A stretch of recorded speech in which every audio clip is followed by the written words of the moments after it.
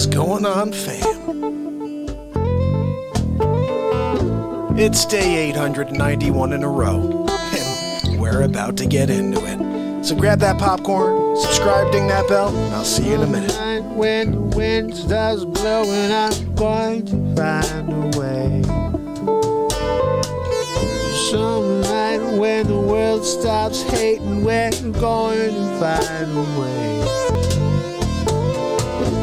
And I'll keep waiting until we find that day. Yeah, I bet I'll keep saying, I'll keep playing. Whoa, until you meet us one day. Hey.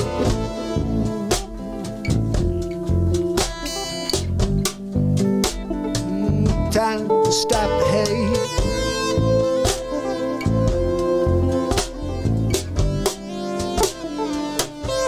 Stop the hate.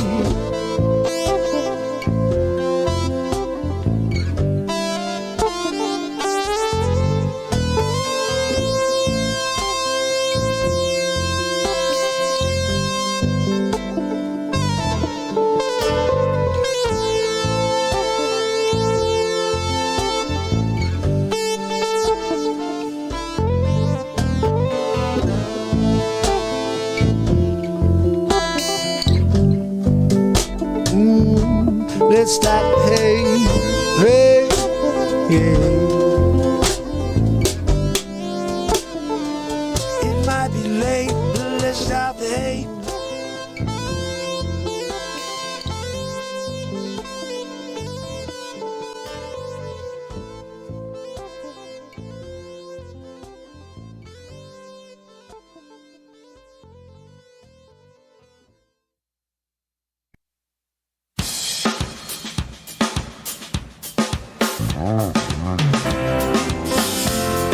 It's Wednesday. It's Mark Pires. And it's Renaissance Man. Looking for another way to ease my mind and help my living. It's Renaissance Man. It's the daily variety show Mark Pires Renaissance Man.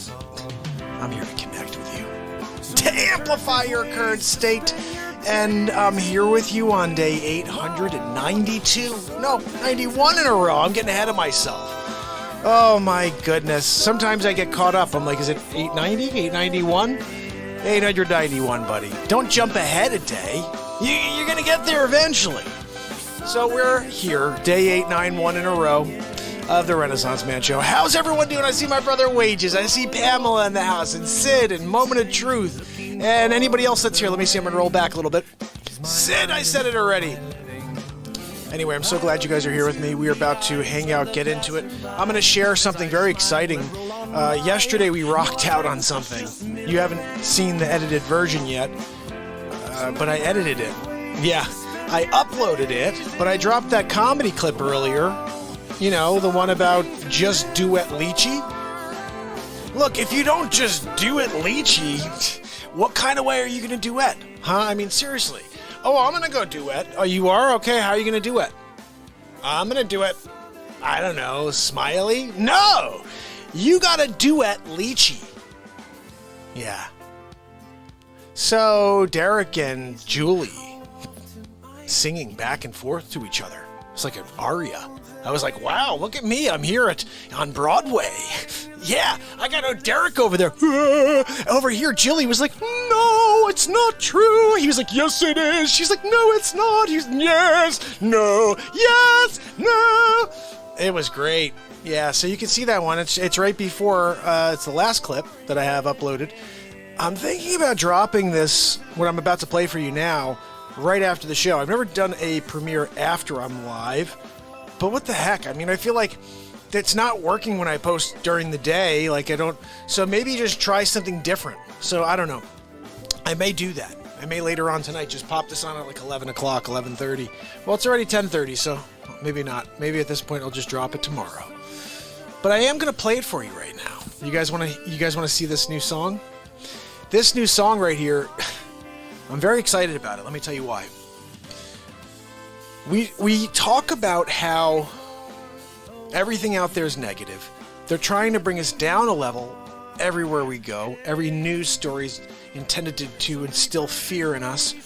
And if you notice the new thing, oh, now this new variant, oh, and it may be, everything is just stoking the fire, you know? And I just don't want to hear it anymore. That's why I think I shut the TV off 891 days ago. But right now, I need a woohoo. Something to live for. Let me get that woohoo, Matt Sbrosky, high at hand. Woohoo! That's what I'm talking. A woohoo. Nothing in this world will bring you up a level like a woohoo. Right? I mean, like, you could just be in a crap mood and you hear someone go, woohoo. You're just like, what? I'm game. I'm ready to go.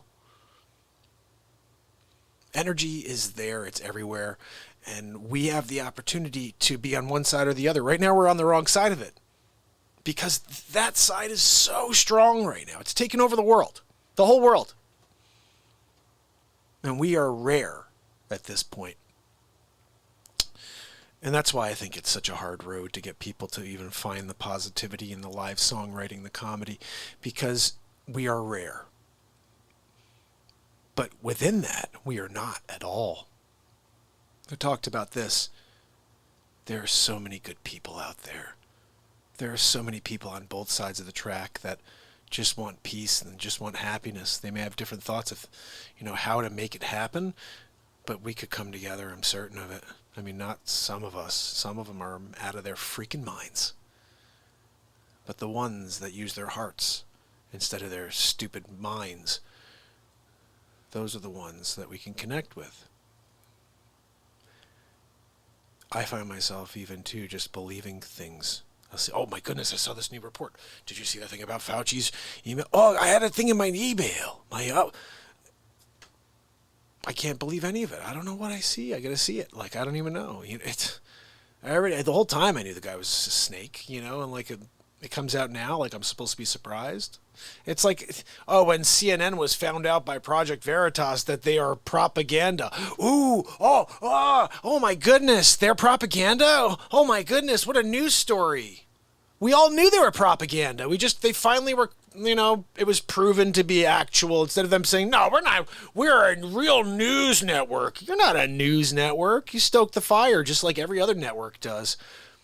You could watch these totally biased stories, and it's just like, shut it off.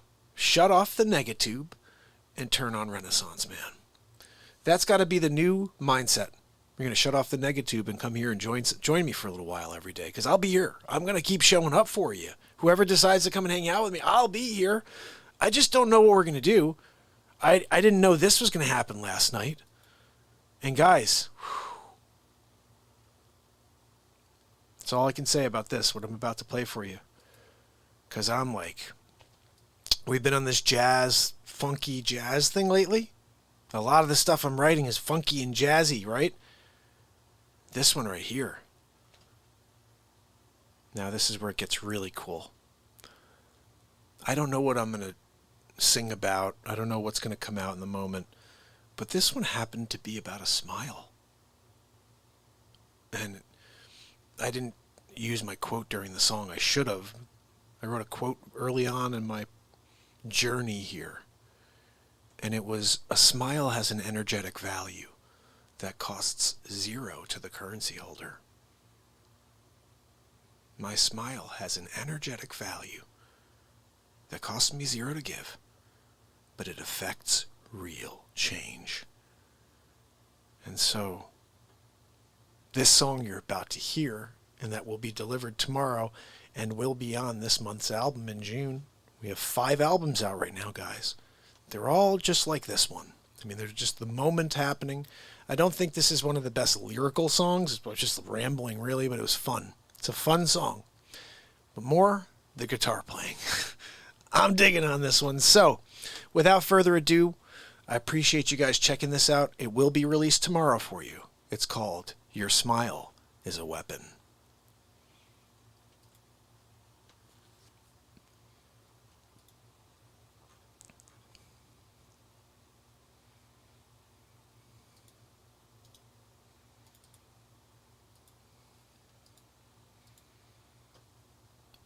You guys ready?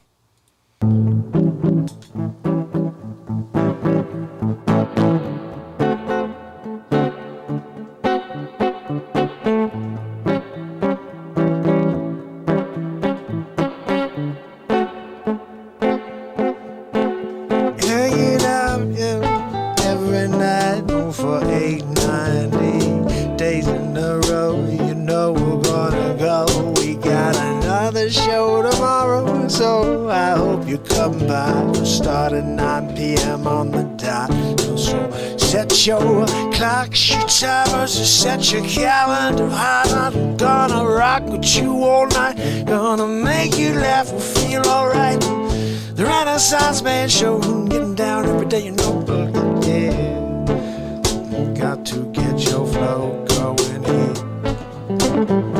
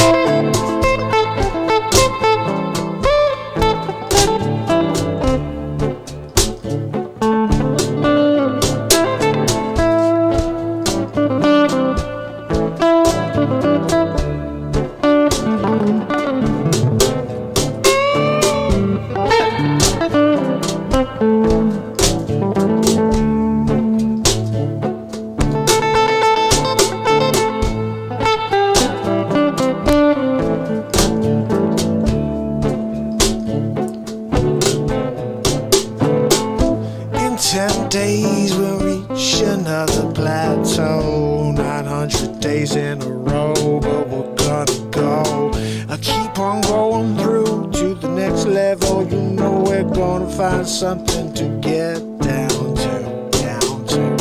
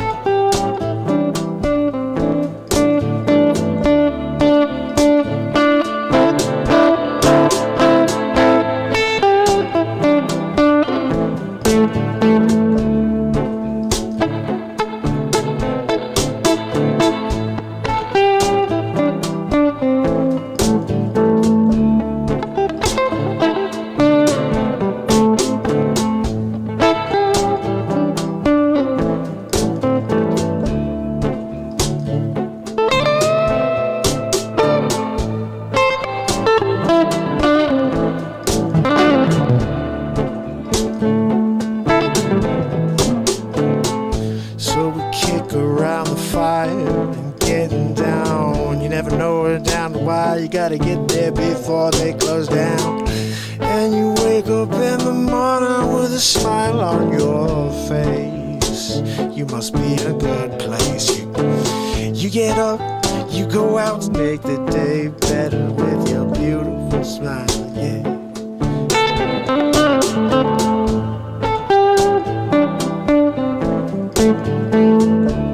You're gonna make the world a better place with that smile, yeah.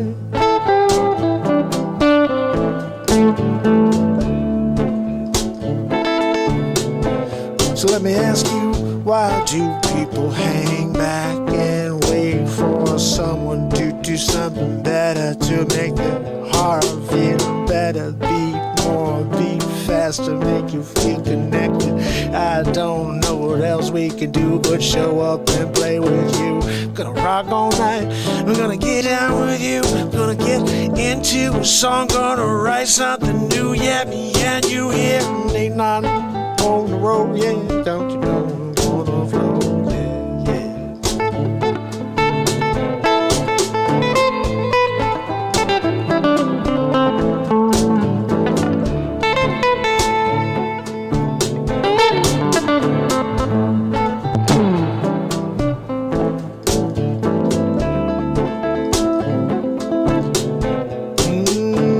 Don't you know that your smile is a weapon? You can disarm any negativity with that gift. All you gotta do is give and wait for yourself to receive. Yeah, it's coming back to you. You can get rid of that negativity too. Yeah, how about it? You wanna give it a shot? I'm with you.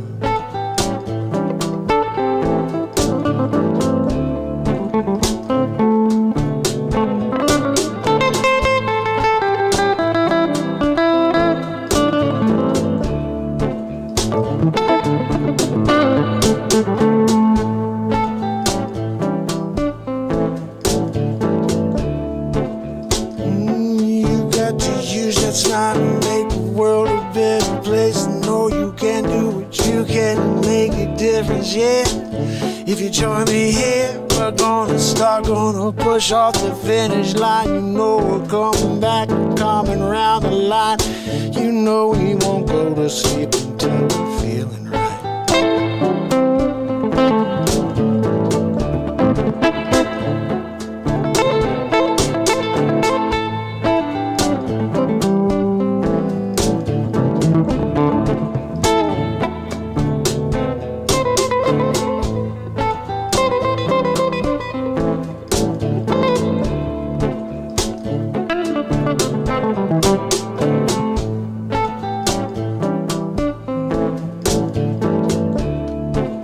We're gonna rock, gonna feel right, yeah, all night, getting down.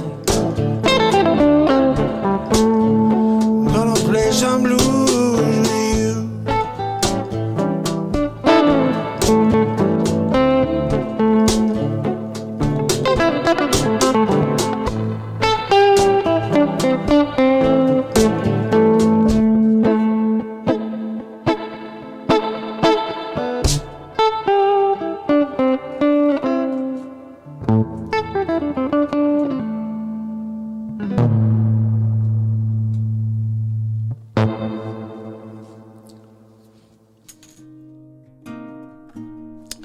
Wow, so that will be going on the next album in a couple of weeks here.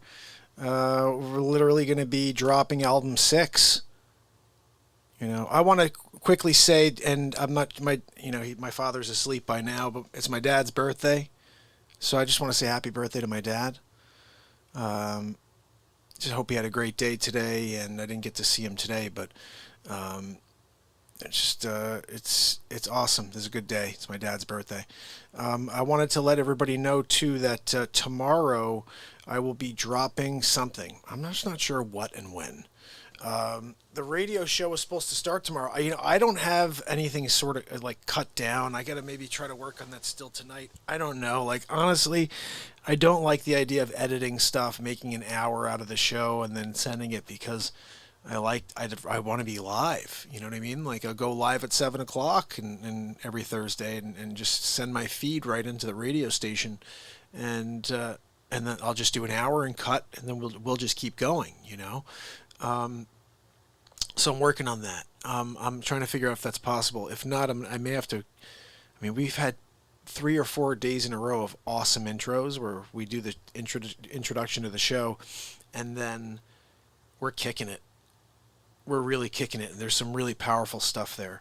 So I may listen to the first 3 intros over the last 3 or 4 days, and then pick one of them and make that, you know, and just cut an hour, and then maybe just go in here and just be like, Look, thank you so much, everybody here on the radio station, Artist First Radio, for tuning into the program tonight. Just remember, I'll be back next Thursday, 7 p.m., and we'll do it again all over, people. So just remember, keep your heads up.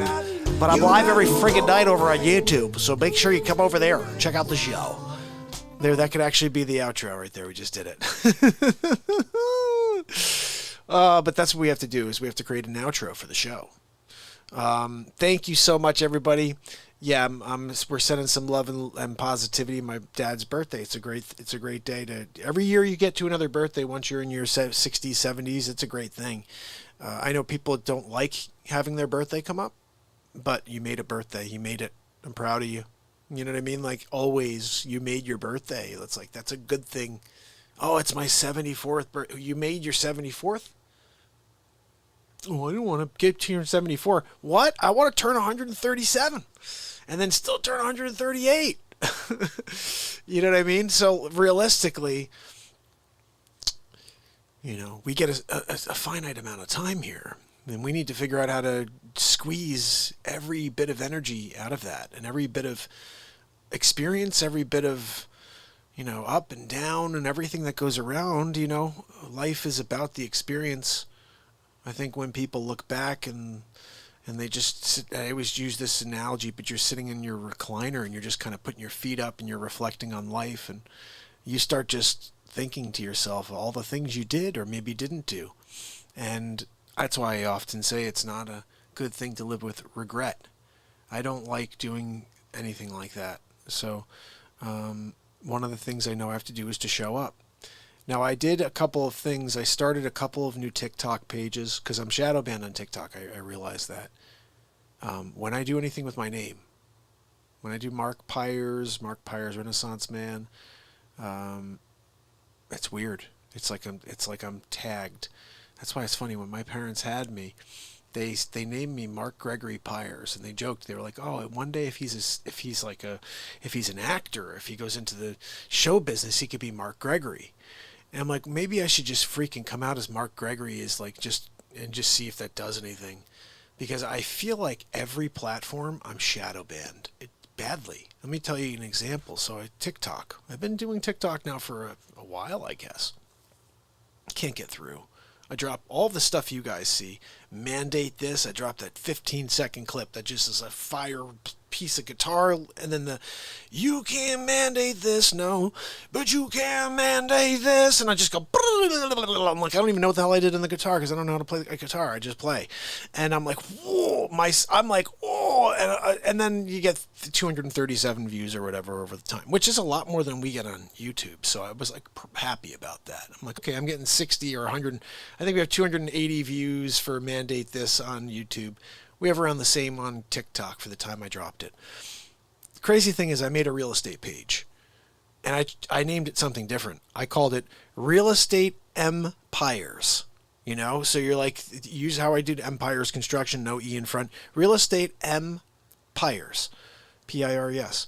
And I did 4 videos, and 551 views, 557 views, 380. I'm getting way more views on a page that I just started with 0 followers and with 0 content, as something that's not attributed to Mark Pires but to Empires. You know, that whole thing. real estate empires. So it's anybody who's reading it from the outside, it's like, oh, someone here was getting creative and said real estate empires, like created like a real estate empires, but they couldn't get the real estate empire or empires with the E in there, so they got creative. And they're not tying it to me. 500 views, 500, 600 views. I'm like, wow, maybe it's my name. Maybe they all are. And look, whenever you see this, there is a guy named this. Look at it, see if it's the same guy. And they all have me in some sort of file, like, do not let this guy get out file. It's a weird thing to feel like the conspiracy's against you completely. But after 891 days in a row, it's kind of hard to not feel that way. So, I don't know. It's pretty funny. But I made the real estate page. And the reason, okay, so I want to tell you why I know what I know is true. So, real estate page, 500, 600 pages, 600 things. Doing the same short little clips, except just like a, hey, do you want to, would you be up for like live cold calls every day? I'll get on, just call people cold. Hey, I saw your house expired. I was just calling to see if you may be open to a fresh approach. And go through the things I say in order to get in the door. I don't know how that one played, but the first two, 500 something views. I was like, wow, that's crazy. You know what I mean? Like, all of a sudden, you don't even exist, and you're just somebody who comes out with the same energy, same content, 500 something views. So I'm like, you know what I'm going to do? I'm going to make a new TikTok page for the Renaissance Man show, but I'm not going to call it Mark Pires Renaissance Man. I'm going to call it Real Mark Pires. And I thought to myself, you know what? I have that on Twitter, so I'll do Real Mark Pires. By the way, shadow banned on Twitter, as far as I know. I mean, I never get any views or anything when I post there. And I mean, look, there's a very good chance I'm not shadow banned at all anywhere, and the content just sucks, or people just don't find it because there's way too much content. There's a chance that's a thing, but I think the odds are, after 891 days, that when you have 3,000 friends on Facebook, some of those 3,000 people would know you were alive for 891 days. They would have seen one post over 891 days. But when you go to see me on Facebook, you'll see I got like 4 or 5 views every show. It's like, what? Zucker chooched. So it's a real thing, I know, and like I try to just sit there from this angle, well, maybe it's just not the content for the times, Mark. And no, I think this is exactly what the times need. We actually need more long-form content because we've gotten so short. It's such a weird existence. We're at a time nobody has the ability to spend more than 15 to 60 seconds looking at something. Ugh. Can I just say ugh? Am I allowed to say that? Ugh. Like, you don't have to stay and watch the whole thing. That's the point. The point is there's a show there that you could pop into. If you're looking for the music, you could scroll through and find out when I have the guitar. If you're looking for me to do what I'm doing now, which is talking, you could just see when I'm not. Or you see me standing around with all these backgrounds doing things. Okay, he's doing something with comedy, or Dick Facce. So it's very easy for you to find what you like on the show. It's 3 or 4 things that I do here. And it's funny, my father's even said that before. He's like, look, this is when I was doing 4 or 6 hour shows. He's like, look, I can't watch a 4-hour show. He's like, so what I'll do is I'll scroll through and I'll find when you're playing guitar, and I'll watch all the songs. And, and I'll catch some as much as I can, but I want to see you play. And so that's cool. I realize that's how you can really kind of scan through and dial in on what's important to you for this show. But I love the fact that we have no script. I love the fact that we just take this moment and let it breathe. And at some point, you'd think I'd run out of content. I just don't know. We're right here at 891 days in a row, 30 minutes and 42 seconds in. And we're about to play guitar.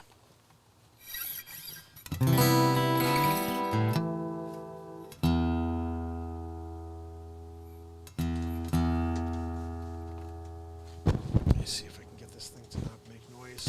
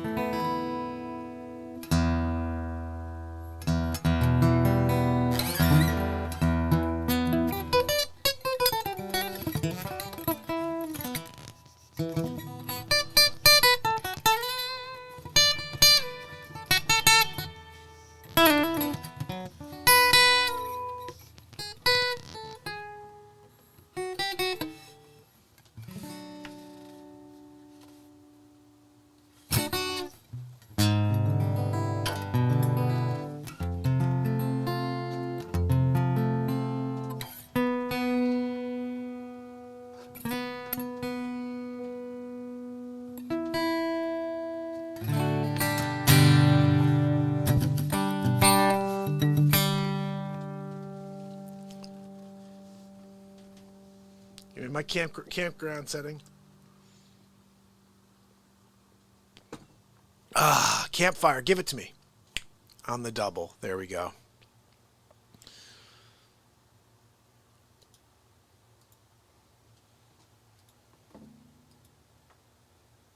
All right. Now we're rocking.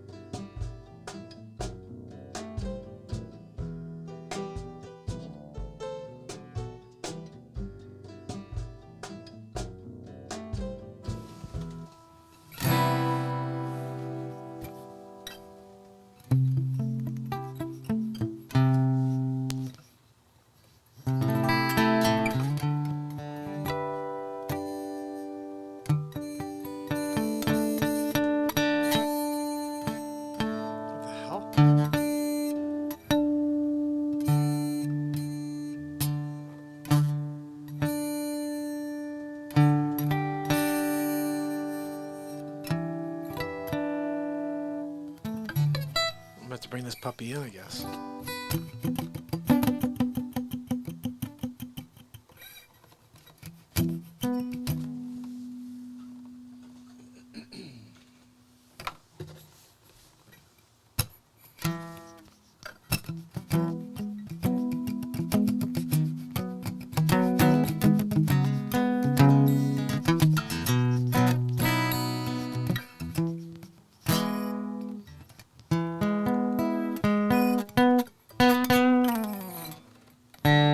That's my problem.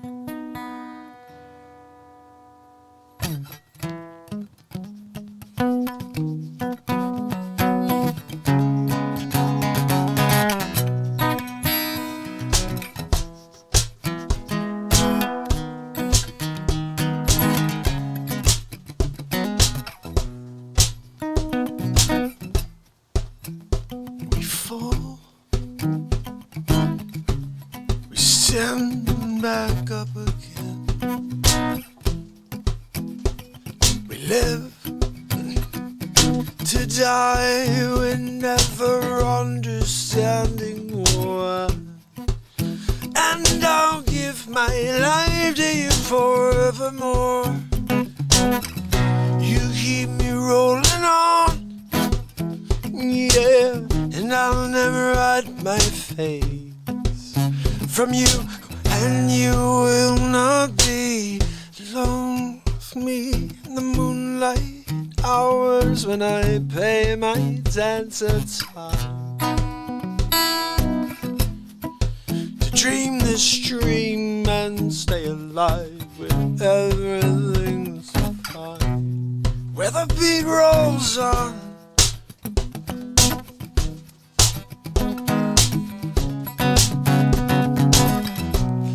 where the beat rolls on.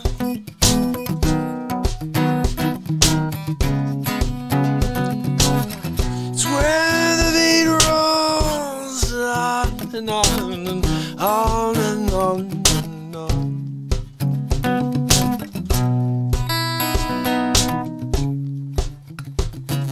And I can't change your way. I can't light your flame, and I've been wandering alone, and I'll run.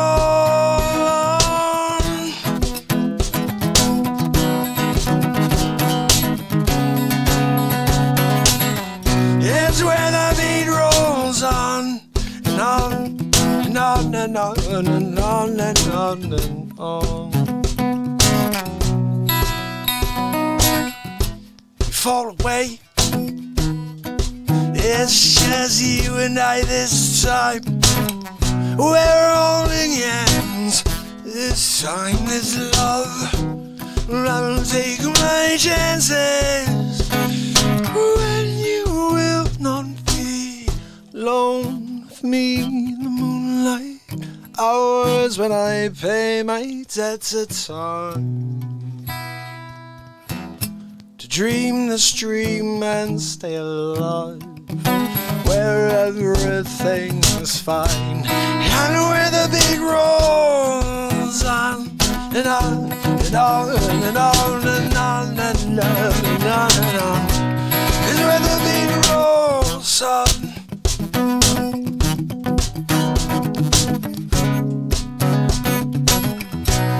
Where the beat rolls on.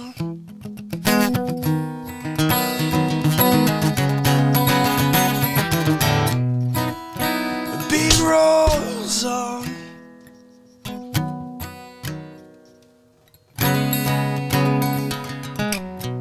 Where the beat rolls on, and on, and on, and on.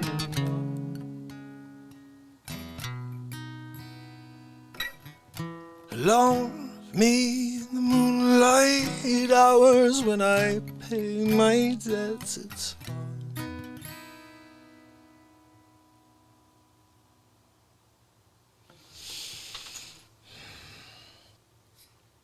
I wrote that in 2001. Actually, 1999. How's everyone doing out there? Oh, we got love! So good to see everybody. How's everyone doing? You have joined the Renaissance Man program. We're live every single night at 9 p.m. This is a positivity platform with live songwriting and comedy. Also live original comedy. We just make up. I'm sitting here at the fire. What's that? Oh, Trevor, I'm sorry. I know that you set this up. I don't want to step on toes, you know.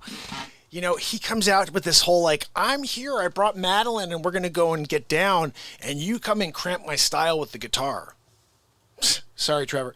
Listen, you should have learned how to play guitar a couple weeks ago. I told you I was getting a guitar and together we could learn. It was a couple lessons and then you're off. And then, you know, you decided you wanted to go and like hang out with Madeline or whatever. I put the time in. I put the time in order to become someone who could play a guitar enough to sing a song for you. And then you got Julie sitting across. Derek's over there. He's got freaking leeches all over his face because of you. You set this thing up here, Trevor. You and Madeline, you're like, oh, guys, want to come over to the freaking campfire? And you could sing some songs since you just learned how to play, Mark. I'm like, cool. All right. I'll bring the guitar out. How about that? And then you can get down with your girl. Because then what I'll do is I'll be like, perfect love with Madeline. He's got a perfect love. This perfect love in Madeline. He's got that perfect love. Bring her down to the campfire to get down. And his friend will sing some songs since he just learned how to play the guitar. Oh, but Julie's over there instead of with Derek, who's got leeches on his face. You know what I'm saying, Trevor? It's like, I mean, we could do that, but you want to be like, oh, now you're doing it. You're making me look bad. Look, where's the harmonica? I gave you a freaking harmonica. All you got to do is take it out and be like, and we can get down together. You know what I mean? Derek is singing backgrounds already. Remember, he was doing the thing before. It was sounded like he's a eunuch. I'm just saying he had the ability to hit some notes. I didn't think it was possible for a male to hit. Oh, I'm sorry. You don't identify that way? My bad. I didn't realize that we're doing that now, Derek. Now you don't identify as a eunuch? Julie, this is your problem now. You told him about the leeches. No, if you don't come out with leeches, I won't kiss you.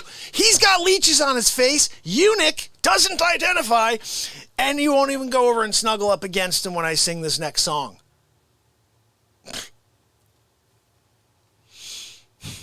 You know, I just can't figure you guys out.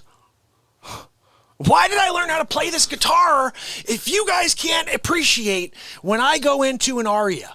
Right? You know what I mean? I was singing yesterday, Trevor. I had Derek and Julie down, right? I mean, you guys were listening, right? I was like, I think the song was like, no, we're going this way now, Trevor. I got a new one.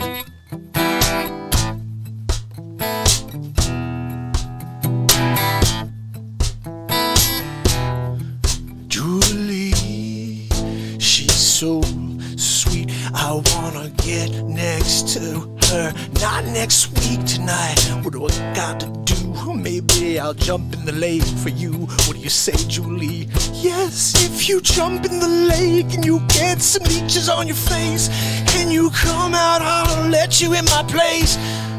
What do you mean by place? What are you talking about? Can I get in that tent? You know I won't pay you rent, but I'll get in there and I'll say all night. You know what I'm saying? No, you can't do that, Derek. You can't go there with me unless you have around 15 leeches on your knee. On his knee? Julie, now you want him to put leeches on his freaking knee? What is happening here, everybody? Right? You know what I mean? I'm throwing the pick. That's what I'm doing. I'm throwing the pick. So where's everybody from? Just so you guys have a little background, I've been here for 891 days in a row. This is the... Basically, now it's called the Renaissance Man program, but we put about two plus hours on every single day. So if you have nothing to do, or you do have something to do, or you had a bad day, show up here, we'll lift you up. And if you're looking for a piece of music, a piece of comedy, or a piece of inspiration, all three of those things happen on a daily basis here. It's unscripted. We've been here for forever without a script, just having a lot of fun. So what's everybody feel like? Do you want a piece of music, or do you want some comedy? What is everybody thinking? I love seeing everybody kicking it in the chat. I'm going to play you something quickly right now. This is a little something so you understand the background of this show, okay? How'd that go? So, we have an album out every month. We have 5 albums out so far this year. And I'm going to play you something. This is a piece of music that just came out. The album is out now.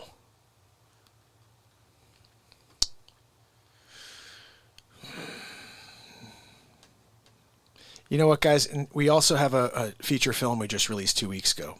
It's 3 weeks ago. It's called Batmark versus Supermark.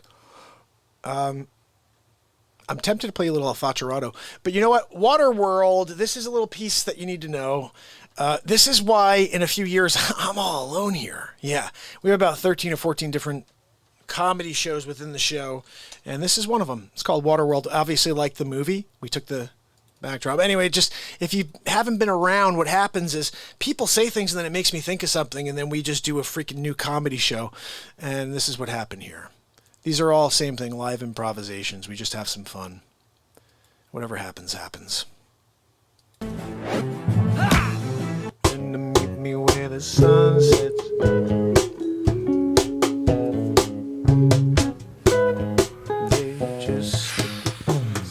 Sick of this 5 foot back and forth.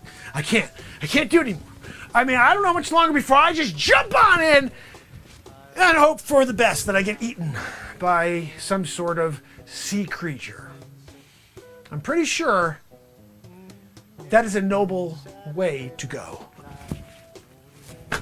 I don't know how everybody else went. I think it's that jab they took in the 20s.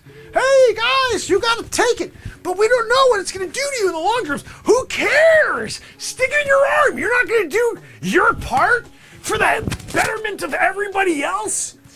We don't know what's gonna happen in 6, 12, 18, 36. Who cares? You're gonna wait for that and put everybody else at risk? I don't understand it.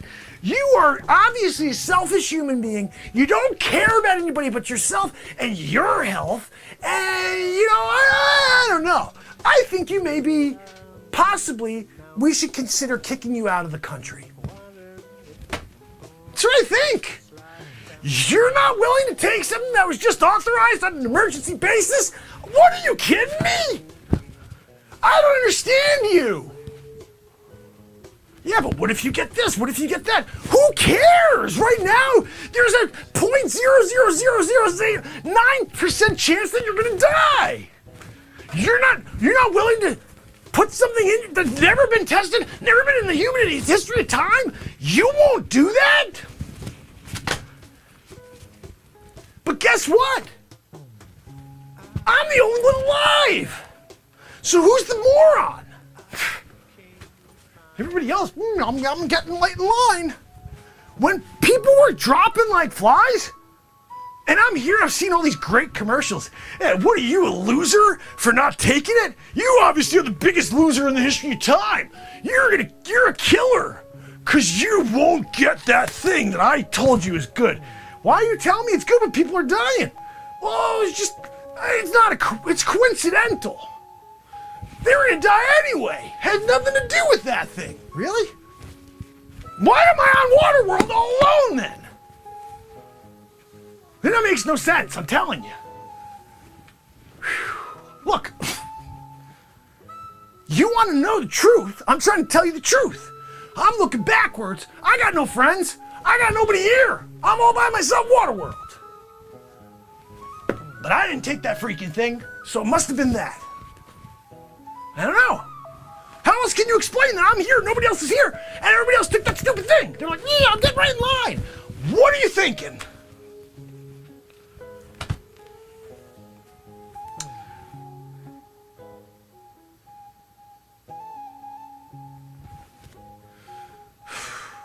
Destined to a life on this 10-foot plank. I guess I'll see you tomorrow. You're on Waterworld.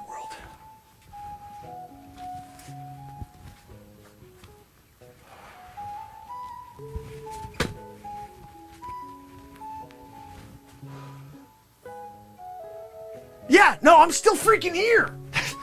That's right. No, you could go. Go ahead. When you come back tomorrow, I'll be doing this still. 16,942, 43, 4, 46. To meet me where the sun sets.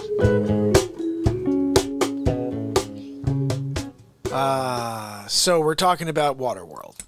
So that's just like one of the silly comedies we have here. We also have X-Files. We've got Stuck on Mars. We've got Supermark and Batmark, which is the movie. Like I said, you should check that out when you've got a couple hours to watch a movie. But Sid, you're right. I gotta cut this freaking mop on my head. Like when we shot the Batmark movie, everything was A-okay. In fact, you could see it because you could see how everything was right, and then it got destroyed. I'll show you. I'm gonna play you one of the outtakes from the Supermark movie. People often ask, you know what? I'm going to play you this one.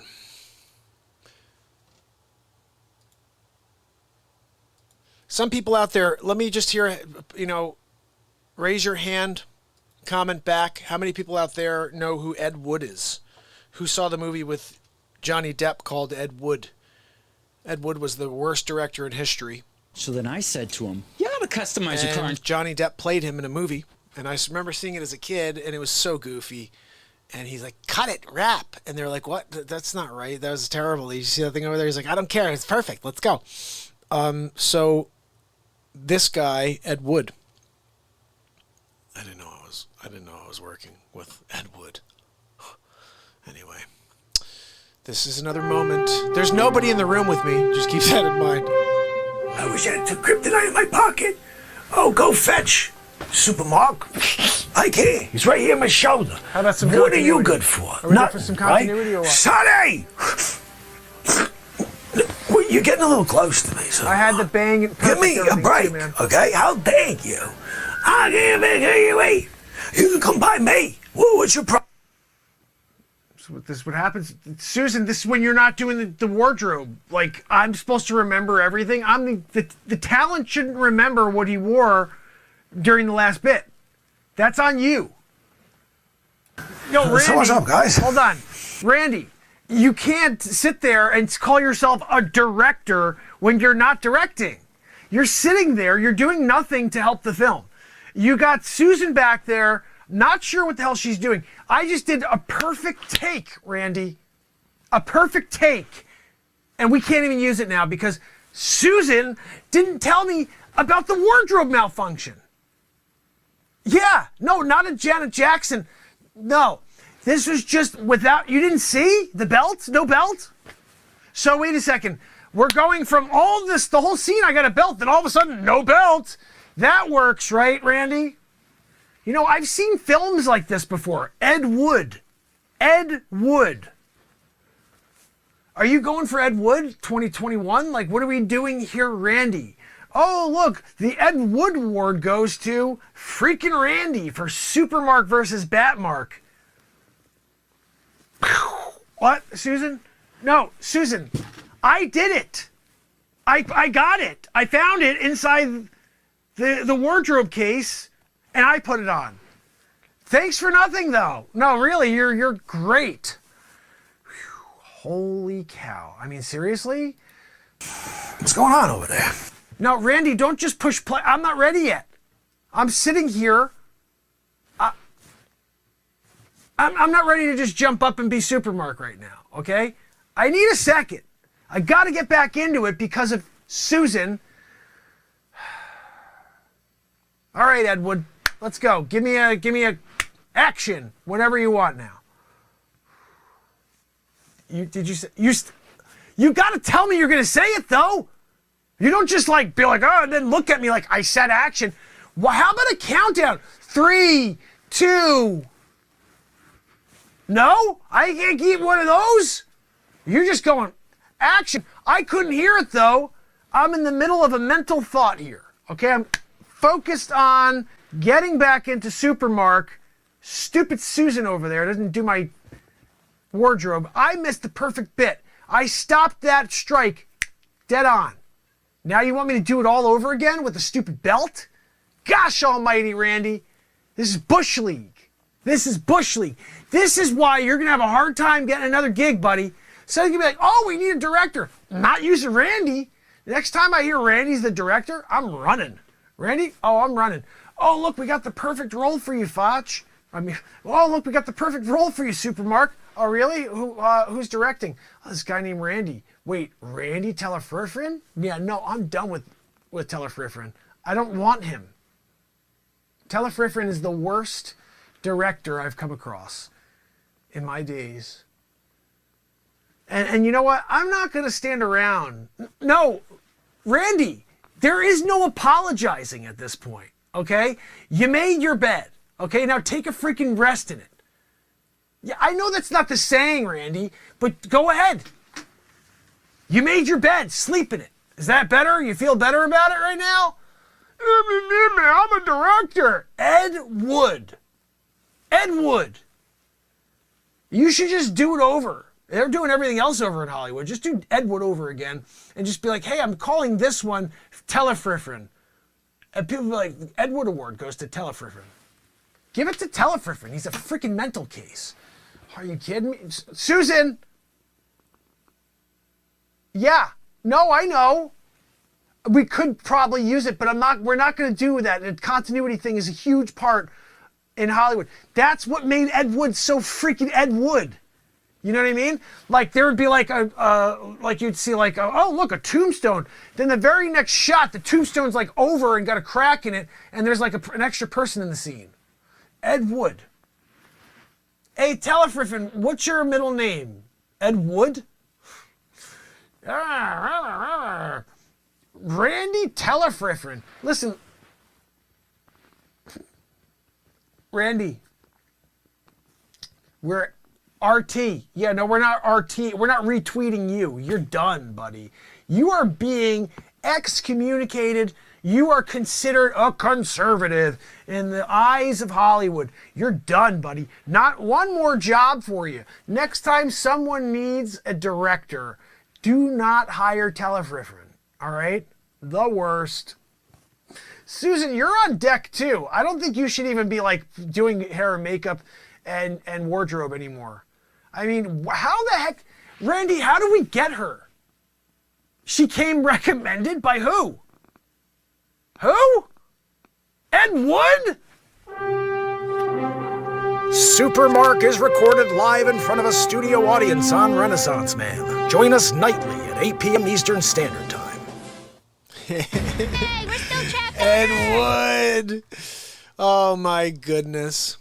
There's nothing like Ed Wood in this world, guys. I mean, I don't know, maybe there is.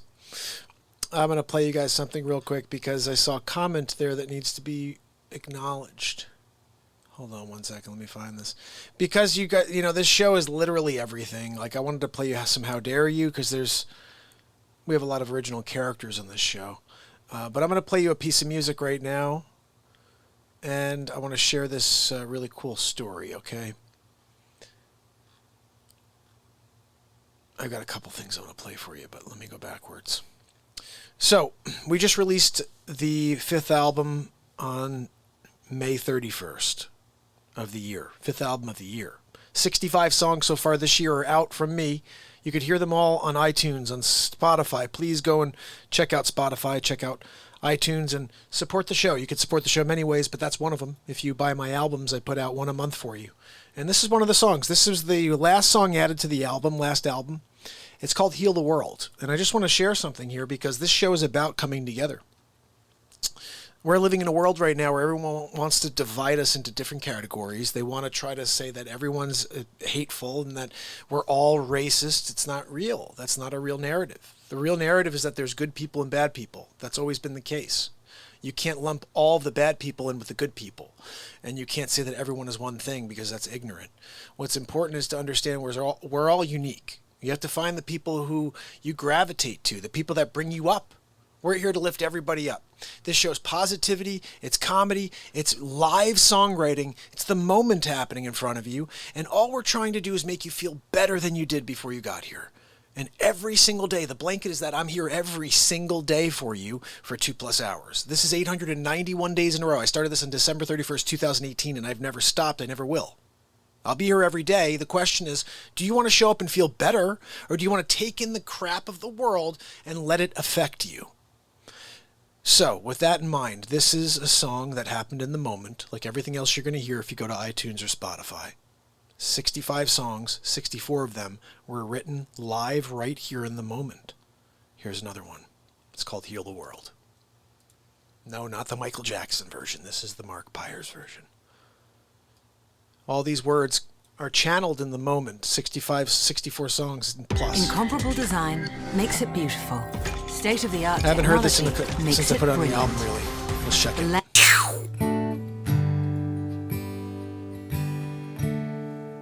My friend came down today,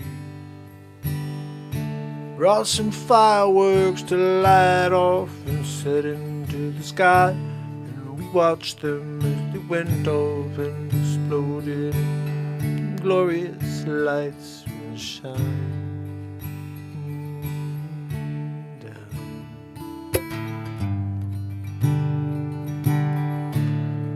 Sitting by the fire Friday night, singing songs, hoping it'll be alright. There's no promising we're gonna break through. There's no promising that we'll get rid of the negativity, but we're going to try right here, and we're going to succeed. And there's no stopping the light. No. There's no stopping you.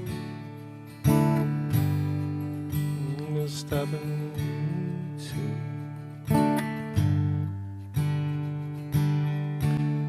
879 days in a row.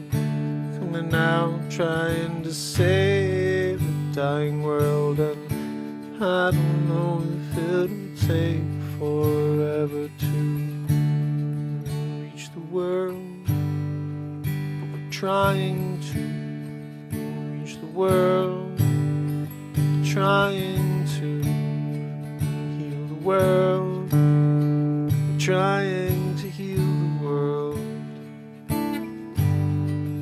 right here, right here.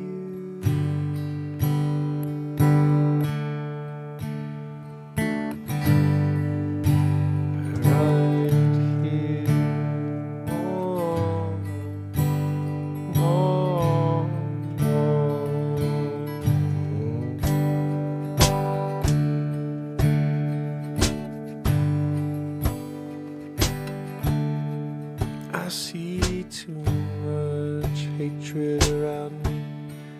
I don't know why I can't even breathe. So I run outside and I take a deep breath. I see people walking around wearing their masks on. I'm like, what's going on around me? I'm walking around with all these zombies, and I'm wondering if we're going to get through it okay. When I heal the world, we're going to heal the world. We're going to heal the world. Heal the world.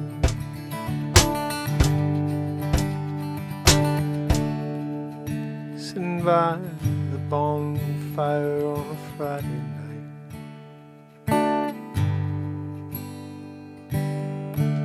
trying to let go of a crazy day.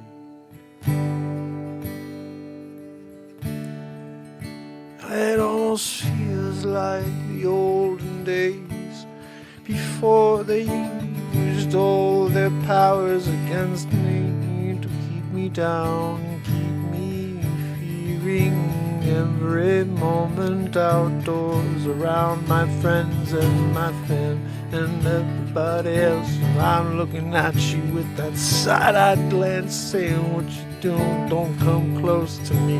And if they train us to feel that way, it's not okay. Just bringing us down. They're just bringing us down. They're just bringing us down. I keep showing up. I keep hoping it'll be okay. They keep trying to hold me down. They keep thinking that I'm going to let myself down. They keep thinking that one day I'll say enough's enough. I can't handle it anymore. No one knows what I've been doing. They don't know what I am made of. They don't know what I am here for, no. They don't know what I will do. They don't know that I'm showing up every day, no matter what they say, no matter what they try to do. They can't stop this, they can't stop me, they can't stop you, no, they can't stop nothing. They know we're going to make it through, yeah, we won't be stopped again, yeah, we're going to break through, yeah, we're going to heal the world. Heal the world. Heal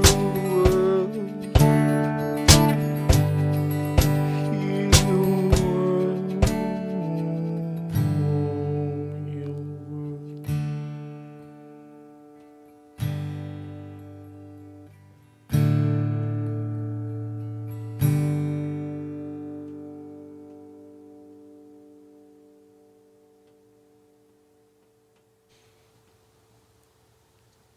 That's the moment right there.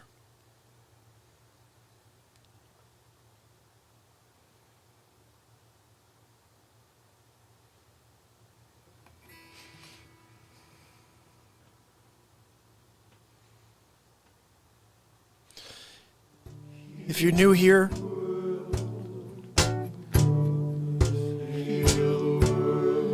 what you see is the moment really meaning a lot to me, and I reflect on these moments.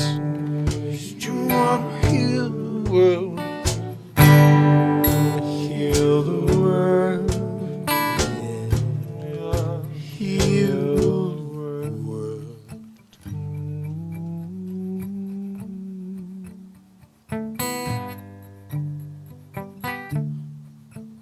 We need this song to get out there. Who wants to share the Spotify link? Who wants to share the iTunes link? We need to heal the world. There's only one way. It starts with you.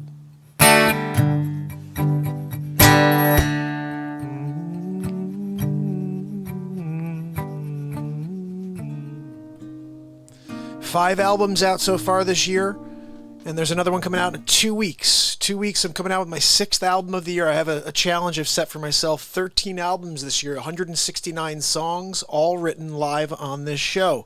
So we had a talk the other day. I said, do you realize I still have to write 104 songs? Guess who's not worried? Who sets out to write 169 songs and release them in a year and doesn't have fear? Well, I can tell you what, I've already written 5 of the songs for June in the first 9 days of June.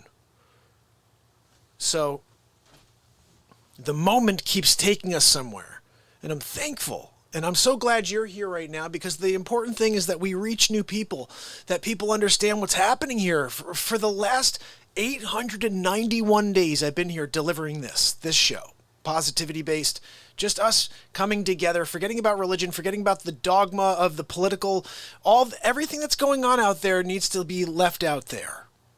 When you come here, you let it all go.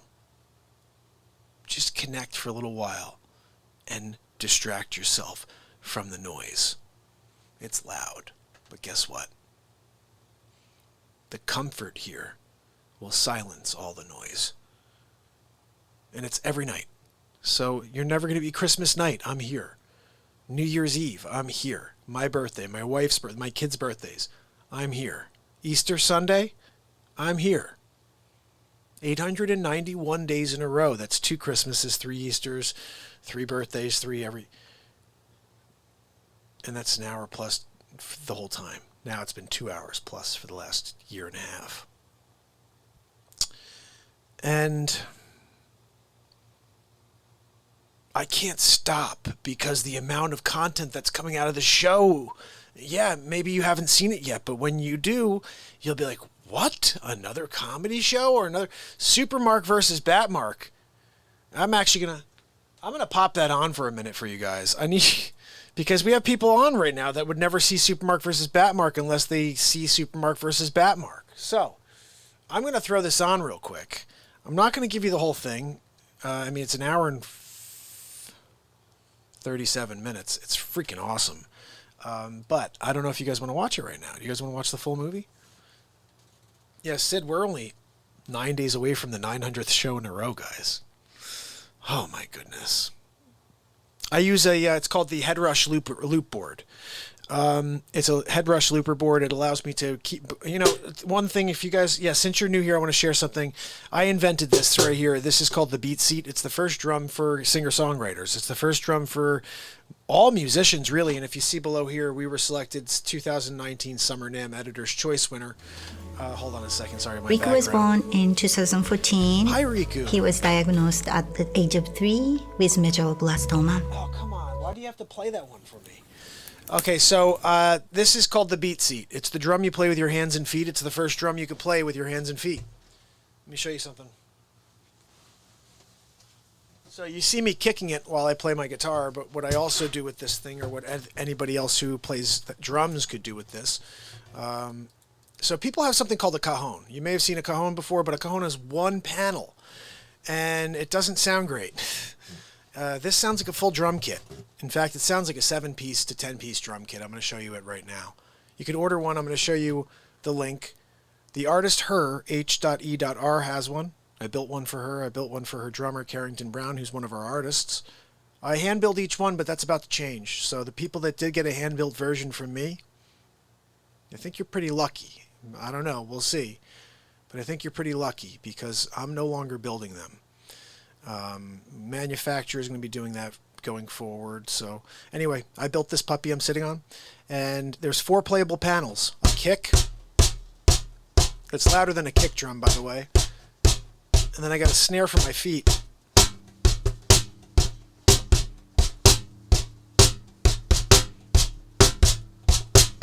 Now, if you wanted to play with your hands and feet, you're not holding your guitar like I was just showing you, then you have a drum kit. The only thing you're missing is your cymbals, but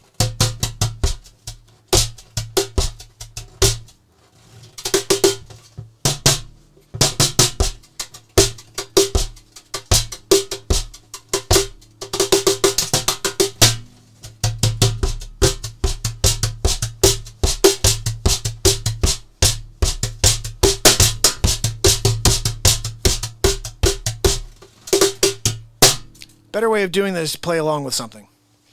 We recorded this last night. Let me just see. This is coming out tomorrow, guys. Subscribe, ding the bell. Don't just subscribe, subscribey and a dingy the belly. Because this song will be dropped tomorrow. We played it at the beginning of the show. It's called Your Smile is a Weapon.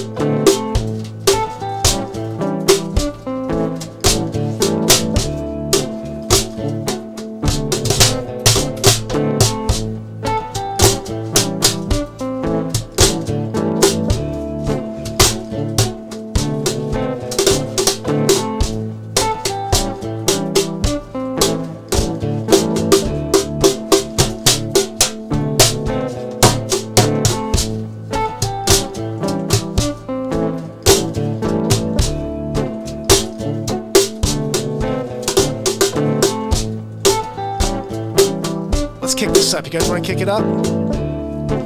Let's kick it up a notch on the beat seat.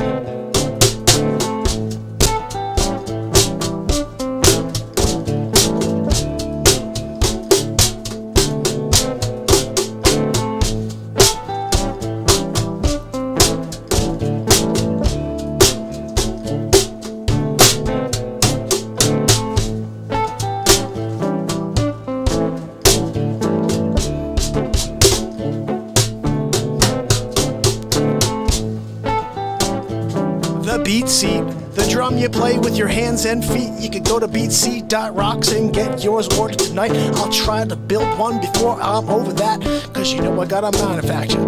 I can't say manufacturer quick enough to throw it into a rap. How dare you? I can't figure you out. You're out here doing it crazy by the fire. Got your foot in the fire, you gotta kill you. Oh my goodness, I got blisters on my feet from the freaking fire. It's on my Les Paul. Oh no, gotta grab it cause it's gonna go down.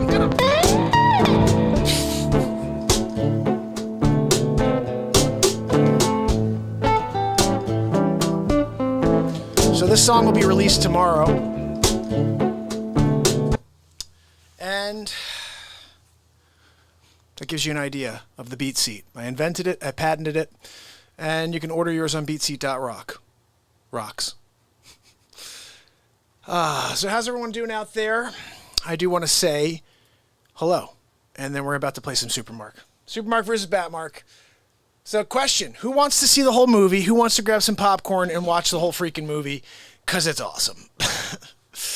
Oh my goodness. The beat seat is awesome, guys. You can order one, and I'll get one shipped out as soon as possible. But like I said, I'm hoping to not have to build them personally anymore, but I am still doing it for about another 2 weeks. So get your orders in, and I will hand build it, I'll sign it, and I'll send it off to you.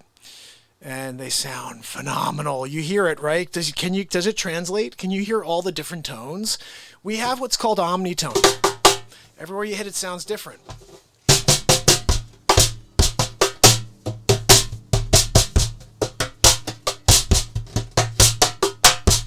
It's insane. Like, literally, you could play it all over and get different tones. So if you're a hand percussionist, you have a drum you've never had access to before, and you don't hurt your back. If you're a drummer, you don't have to play cajon and hurt your back. Then you can play with your hands and your feet and have 4 playable panels. And you can hook up pedals to this thing too. So if you want to use kick and snare and just have 2 different pedals going. So you kick, snare, and then you have the other one for your hands as well. So the opportunity and the possibilities on the Beat Seat are endless. And it's something that the cajon does not have the ability to compete with. And that's been difficult because, this goes back to what we talk about for this show. It's been impossible for me to break the big tech censorship of the show because they don't want us to connect. They don't want us to be lifted up into the light. They want us to be divided. They want us to hate. And that will never happen here. So this is why they will never send people here to see this show. They don't want us to come together. But guess what? I'll be here every single day, and we will. I just don't know how long it takes. But you found the Renaissance family, and you're a part of it. And I hope you come back because you will always be in this family. And there's nothing but love in this family. So, the key here is remembering that we're literally in a simulation. And it's not even the one you think. The simulation is the agenda that's out there. It's the storyline. It literally, it's been simulated, and they're like, this is how it's going to work out. And at the end of it, we go to civil war. It's been thought out. That's what they're aiming for. We can still beat them. And that's why when I said to you yesterday, I didn't realize how I love Tom McDonald. I've been seeing him. Thanks to Mark Wages for telling me about Tom McDonald, because I didn't know who that was. And so I started listening to him, and I'm like, he's an independent rapper. And I'm an independent musician / comedy guy. I don't know what the freak I am, but this is just like everything at once. And I'm listening to him. He's like, guys, you got to go out and share it and go check out my new song and make sure you go out there and share that song. And I'm like, geez, I never do that. I've got 65 songs out right now, and nobody knows about it because I don't promote. I come out here to put light out into this world and to be positive for people so they can lean away from the crap out there. You shut off the negatube and get over here with me in the light. But part of that is getting people to hear the music, getting people to hear see the comedy. So share. If you like something, share it. Tell everybody you know, anybody you know. There's a show that's only positive. You can come there and feel like crap, and you'll leave. You won't feel like crap. I can guarantee you. Every day we reach for a better show. There's a philosophy I have, and this is weird. I've been here for 891 days. No matter how great today's show is, tomorrow I'm going to take a sledgehammer to today's show. Literally, tomorrow's show is going to be mind-blowing. And guess what? The day after that, somehow, I'm going to nuke the show tomorrow. So I'm always one-upping myself. I could come out with a new campfire bit. I could come out with a new Supermark versus Batmark. I don't care. I have to come up with something better the next night. The only way you can improve on self is if you continue to improve on self. You have to continue to reach for better. If you stay satisfied and settle, then you will never be your best self. My reason for being here is in order to keep going up that ladder. You have a uniqueness within you, something you do better than everybody else, and I want you to challenge yourself to find it. I've always envisioned it to be like a Rubik's Cube. It's around that uniqueness, and I could never figure out a Rubik's Cube, even to this day. My son can do it. I have no freaking idea how to do a Rubik's Cube, and that's why it's a good analogy for me. I could sit there for years trying to figure that out. That's what your unique genius is encapsulated in a Rubik's Cube. Or whatever your hardest challenge is, That's how hard it is. It's not something you find in a day. Some people do. But in general, it takes time for you to locate it and then for you to, I guess, nurture it in order for it to grow. It's like a plant. It's like a flower. It's like a piece of poetry. The more you work at it, the better it gets. Until one day it becomes the uniqueness that you were always meant to be.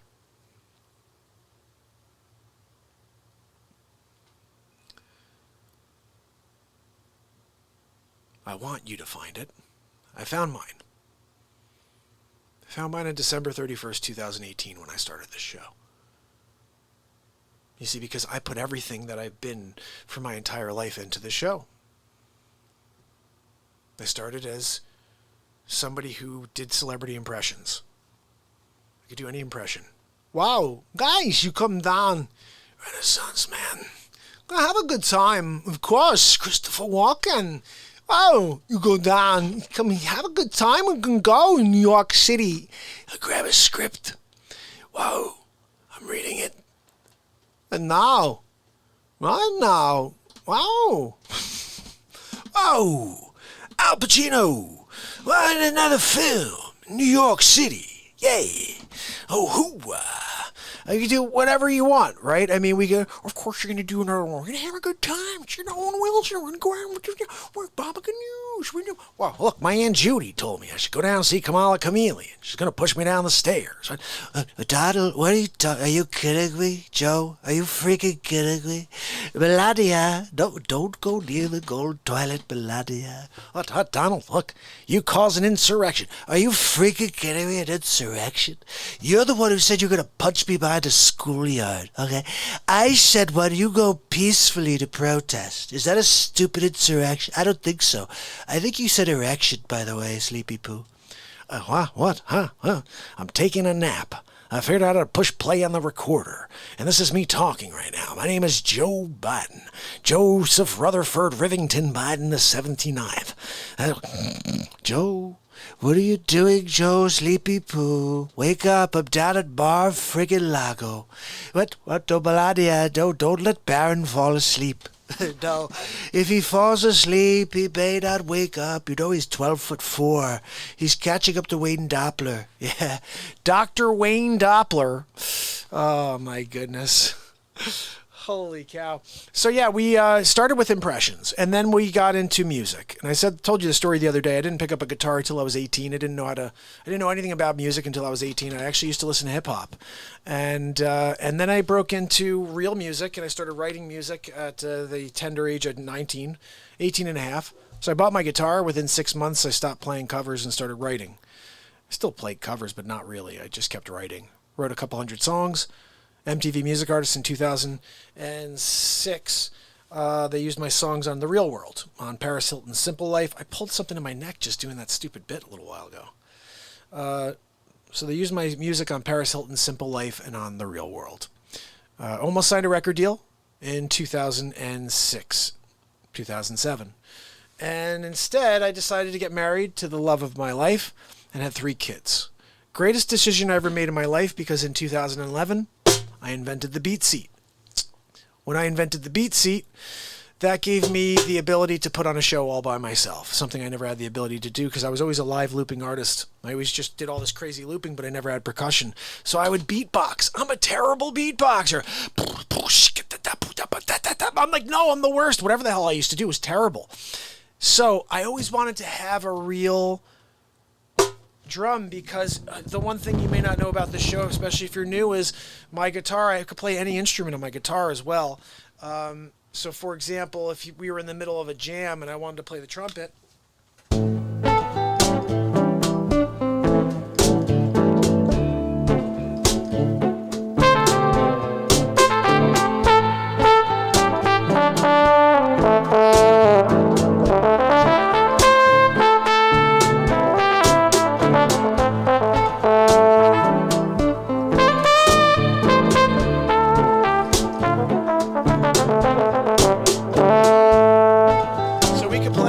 instrument.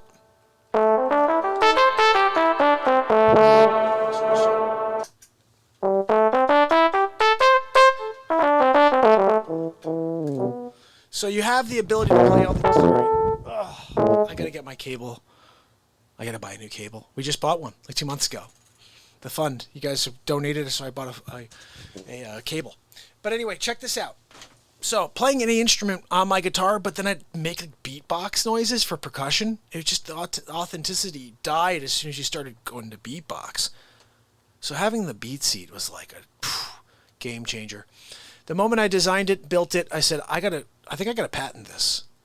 I think I gotta bring this to market because I had a couple of inventions that came to market that I have no responsibility for. No money came to me. And it wasn't that somebody stole the idea from me on my paper. They stole it out of the universe because I put it out there and I never did anything about it. And that's my one issue with not taking action. When you think and you feel, you need to go. Your intuition's driving you. So my intuition drove me in that moment. You got to invent this thing that's never been before, something for singer-songwriters. And the reason I came to this is because I built a cajon for myself. I was playing with the drummers. We were doing this duo show, and he played a cajon. It was really amazing what he was doing on this cajon. But I noticed he was bending over to play it. He had one panel. Then he brought all his other stuff to make other noises because he couldn't get a lot out of the cajon. But it was cool. So I built one because he couldn't make a show. As soon as I built it and sat on it, I'm like, this is not designed for a guitar player. Like, you sit on a cajon, it's underneath you. Let me see if I can shut off this backdrop.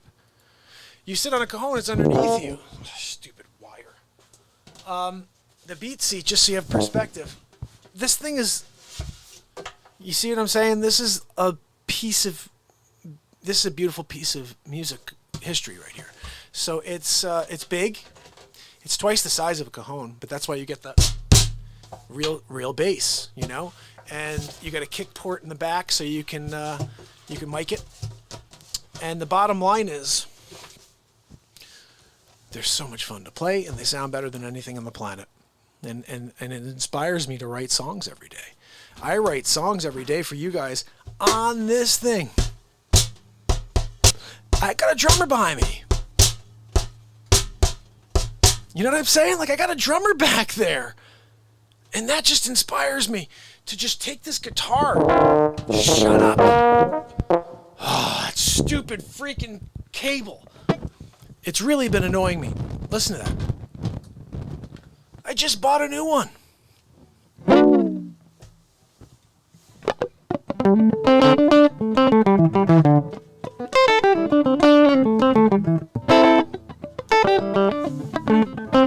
See, here's the thing. You could sit around and you could jam on your guitar, right?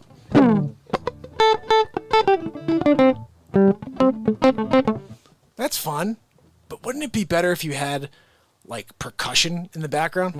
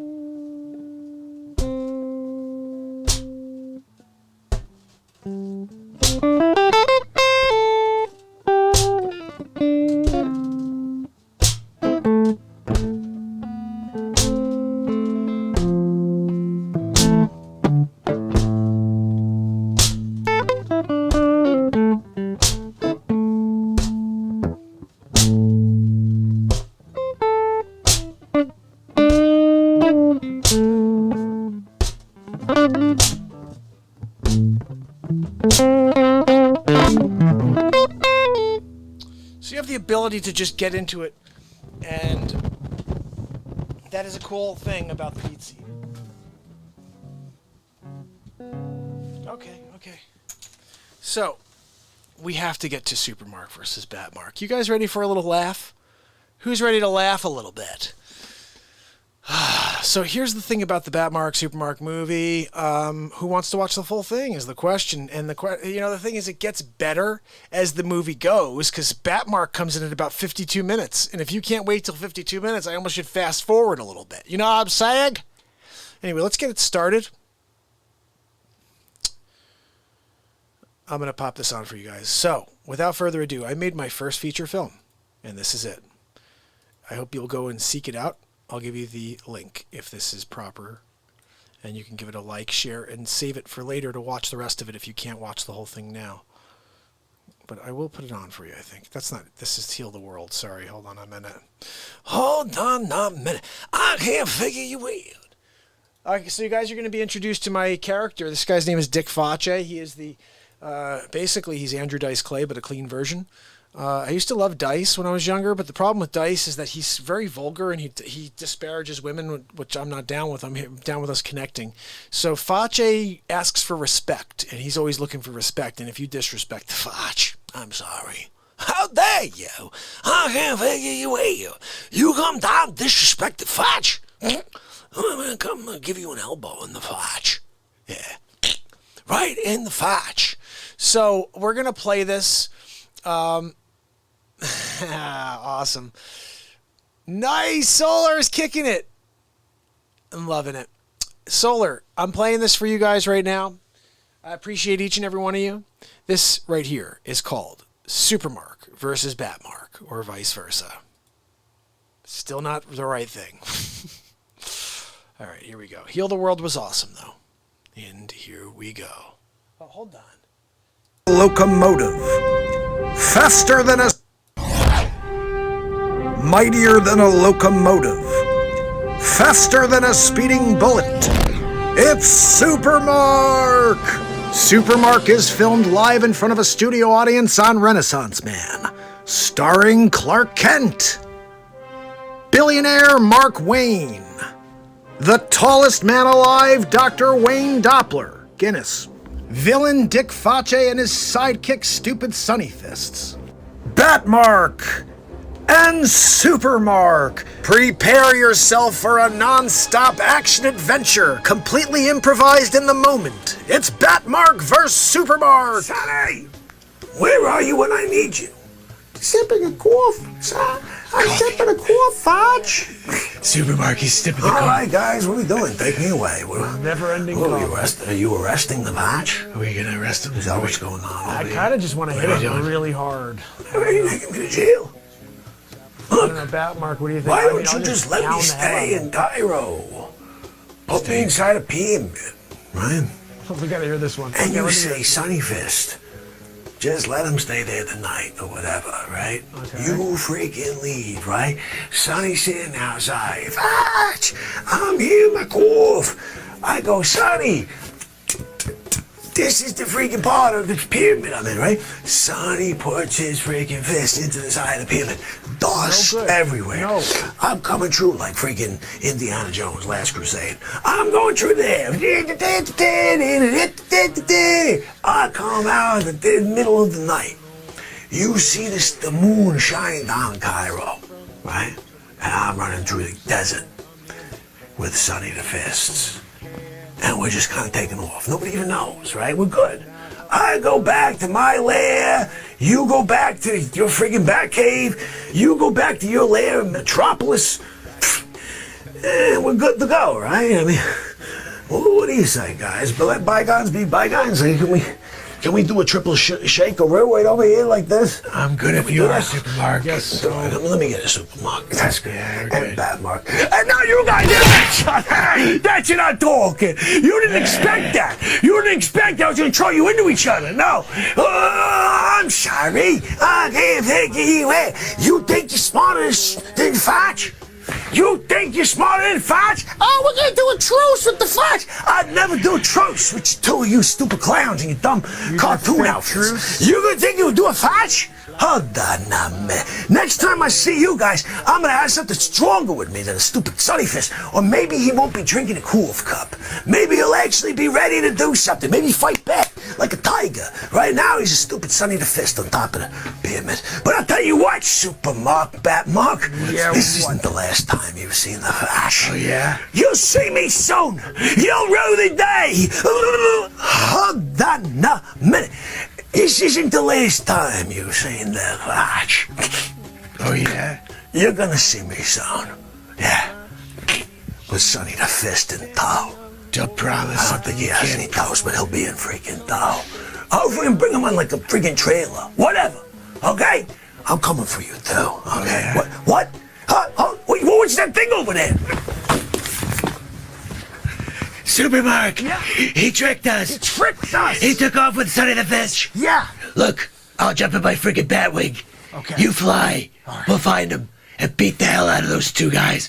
If Sonny the Fist comes after you with those stupid fists, use your power punch and laser eyes. I'm getting in the Batwing. I'll see you there.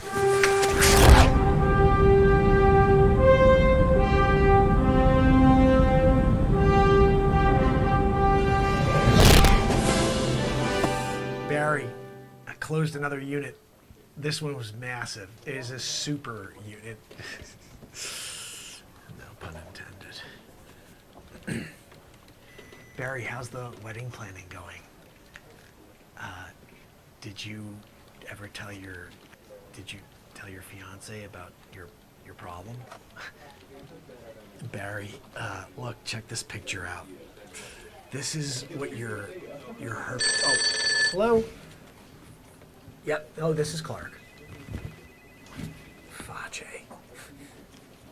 What do you want? Yeah, you couldn't take me down with stupid fists. That's right. Look, I'm an alien, Facce, okay? First of all, stop robbing pyramids, okay? You stop robbing pyramids, I'll stop taking you down. And you tell that stupid Sonny Fist, stop poking holes in the sides of pyramids, okay?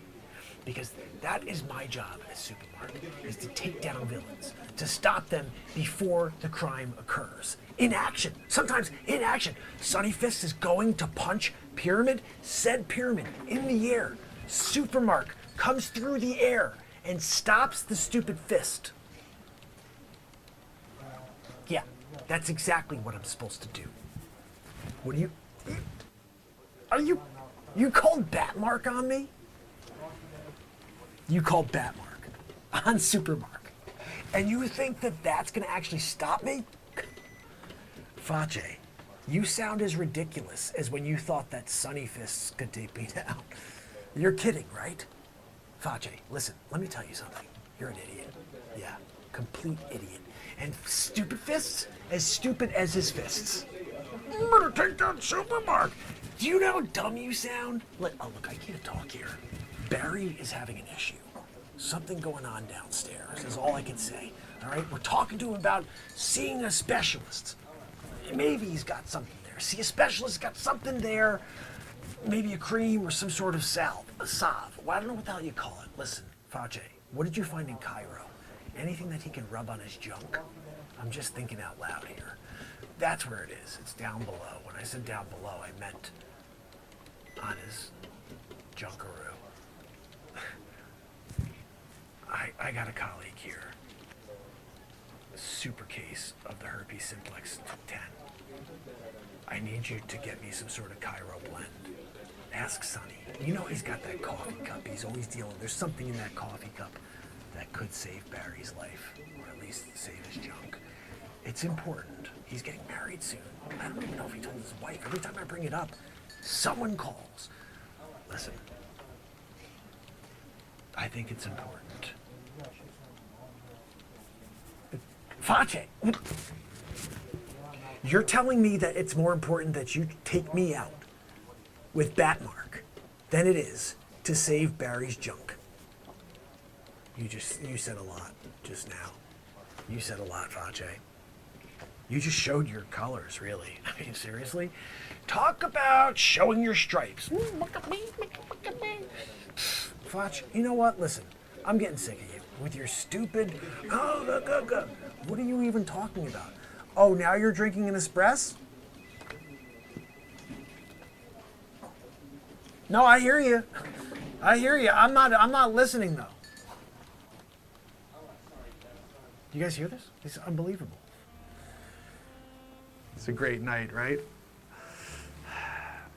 You know, Dexter, I don't know if I've ever explained how important you are and integral you are to the success of Wayne Enterprises. Just make sure you're 10 minutes early to work on Monday morning. This humanitarian award goes to Mark Wayne. Thank you so much. Yeah, no, I'll say a few words. I want to thank you so much for this humanitarian award. My name is Mark Wayne. I am the CEO and founder of Wayne Enterprises. My parents were both gunned down in the streets of Gotham, and I've been raised by my, I guess you'd call him my personal savior, Alfred. I drive around a couple Ferraris, got a Lamborghini that I don't really drive that often. Honestly, I don't really like the Ghini. It's not really my thing. But I do like the Ferraris, I'll be honest. Anyhow, look, I do appreciate what you gave me here. I'm doing my best to try to make this world a better place by just showing up. Yeah, that's right. I know you guys, you're out at your restaurant. You're like, I hope Mark Wayne comes today. Look, I get it. Sometimes you're just looking for an extra thrill, right? And then when Mark Wayne shows up in one of his crazy cars, you're like, wow, there's the billionaire. I totally get it. But look, the humanitarian award means a lot to me because obviously, as you can tell, I care, I give. I'm all about giving back, and it's not about my billionaire status. It's not at all. It's about your status and the opportunity that you have to become something better. So as far as it goes, if you ever would like to intern with the Wayne organization, just speak to Alfred. He's in the back right now taking applications. We are now actually an influx. Not sure if you know, because of the CVID, we've had an extra amount of work. We're the ones who've been curating the new vaxes. You know, look, this is a Wayne Enterprises thing. You guys want to go with the Moderners? You want to go with the guy who's buying up all the farmland? You want to go with the guy who's literally an evil doctor behind scenes? He pretends he's a doctor, but he does not have any medical certification at all. I think you should go with Wayne Enterprises. We have a much better jab for you. And at the end of it, you're not going to die. You actually will wind up being stronger. We're working in some sort of extra metabolistic situations where you'll be trim. You're going to be able to be stronger. You'll live to 363 years old is what we're figuring at the moment.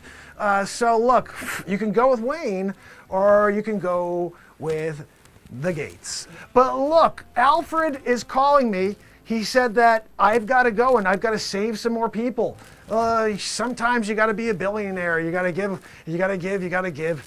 And I don't mind doing that. I got plenty to give. And also, Joan, do you mind if I call your daughter? I saw her last week down at Charades, and I got to tell you, whoa! I was just thinking, you know, would you mind? Would you mind if she dates the billionaire? And also, look, you could wind up being, you know, like you'd be my mother-in-law. Like, how cool would that be? You know, I'll let you come over to the Wayne mansion, and I just look. She's striking. I'm just telling you. I'm looking right now. I've dated everybody. All of you. John, your daughter's out of her freaking mind. I'm sorry, buddy. I don't know what she's thinking. Like. Crazy. Like, Joan, she called me 5 times in like 15 minutes. Hey, what are you doing? I'm trying to like think for 3 seconds and you called me back. So, woohoo! John, sorry, not sure how you're dealing with that. Is she still, yeah, of course she's still single. I know, I should never have even said that. It's crazy for me to even think that. Is she still single? Of course she's still single. She's bat crazy. Oh, Dolores, you shouldn't laugh. Are you kidding? Dolores? Oh my goodness. If you didn't have Claire as a daughter, then we would be able to just let you laugh. But Claire is just as bad. Holy freaking cow. Claire, listen to this one. Claire, she came down with a case of, huh? Yeah, I went out to dinner with Claire and I was like, hey, what do you want to eat? She goes, huh? I was like, no, like, what do you like to eat? She goes, I don't know, what do you like to eat? I said, food, what do you like to eat? She goes, I don't know, I said, am I freaking coming to America here? And she's just like rambling. What is going on here? So I don't want to hear about that, Dolores. This is crazy. You, John, you should be, maybe you guys dated and there's something weird we don't know about, but you both have crazy whacked out kids. Joan, your daughter looks hot, smoking. So why don't we set it up, all right? I'll give you my number. Alfred's in the back, he'll hook it up, all right? And like I said, there's a chance you become billionaire status just by marrying into the Wayne fortune. Anyway, that's all I have to say. Well, actually, one more thing. I don't want it to make it seem like I haven't had a good experience dating, all of your daughters. Eric, your daughter was something. I gotta tell you, she was phenomenal. She did this thing that, like, she would come around, like, well, I don't want to get too much into detail, but she was really a giver, is all I could say. She really was a giver. So, like, it's not like all your kids are bad, definitely, John, you and Dolores, you guys got a problem over there. And I feel bad for you in a way. Like, I don't know if there's a road out. I'm not sure if you have a way out of that situation you're living in. But I can tell you for sure, I'm not getting back into it. Holy cow. I ran so fast, you would have thought I was a superhero. Yeah, that's how quickly I ran from that situation. John, your daughter. Holy cow. How many times can someone call another individual in 30 seconds? She did it 37 times. How did she call me 37 times in 30 seconds? Is that even a possibility? 37 calls in 30 seconds. Oh, wait, she did 3 times in a split second. How did that happen? I don't want to hear it, John.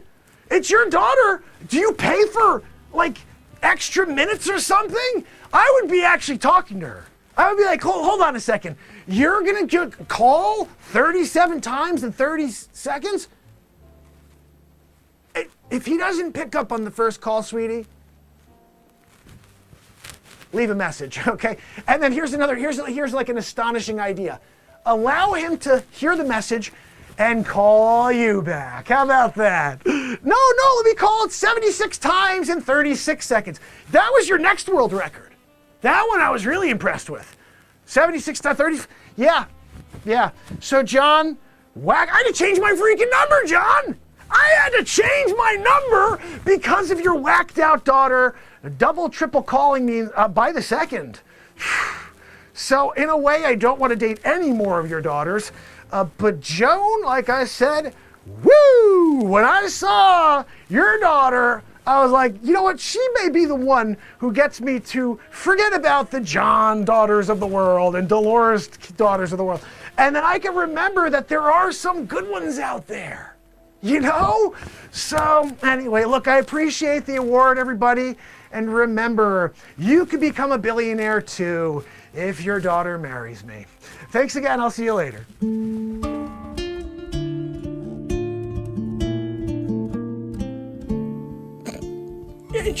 What? Oh, I'm sorry, Gino, yes. I'll take a splash. I drank that one so quickly over here. Sonny, you take them stupid fish. What? Oh, Gino, read my mind. Biscout. Thank you, Gino. Sonny, hold on. I need a 5-second timeout. Splash. Gino, is this still 25th edition, or what are we doing? You used to got a 25th? No. What did you make me, just like a standard?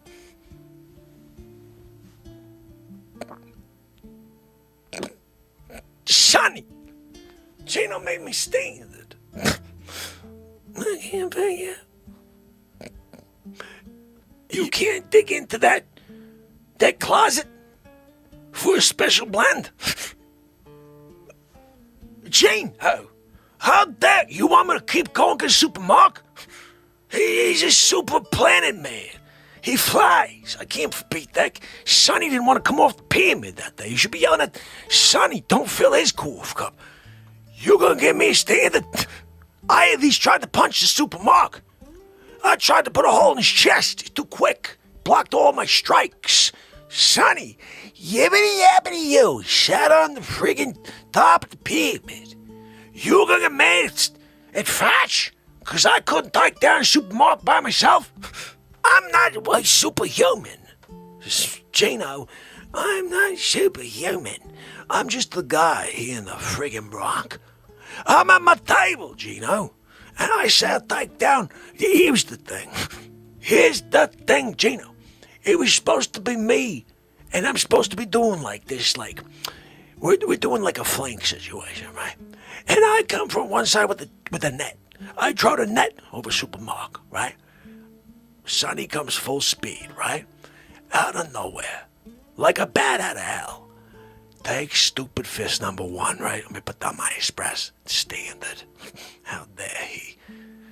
Sonny takes stupid fist number one, right?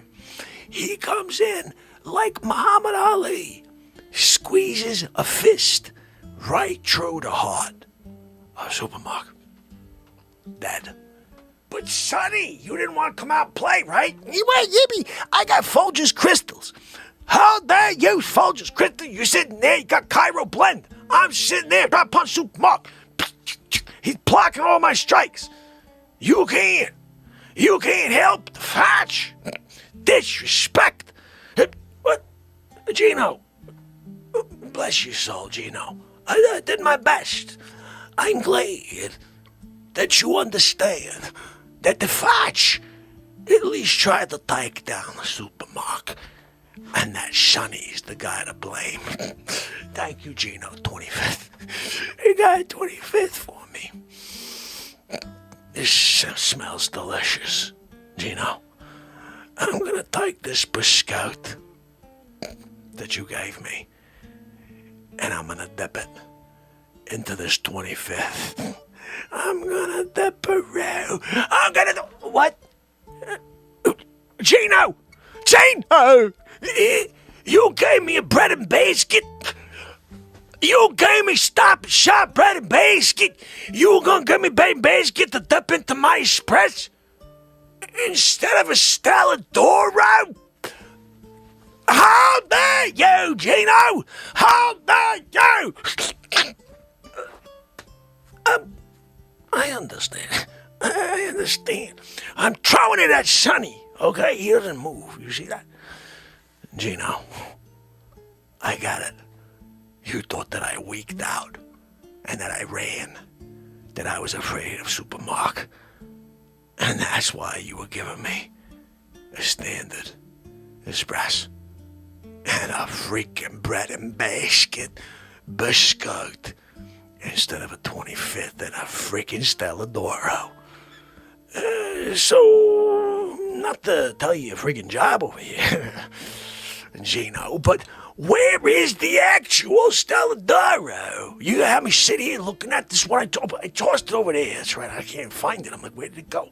I tossed it at stupid Sonny, who proceeded to sit there and take it in the side of the Facce. Didn't drop like any of the cough. Again. Commendable. Gino, thank you, Gino.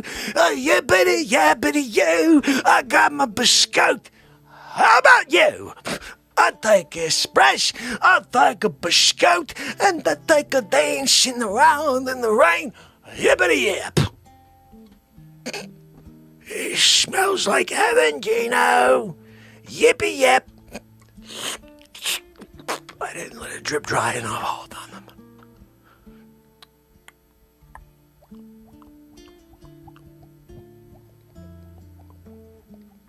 Drip dry. Gino! Phenomenal! I can't take another sip.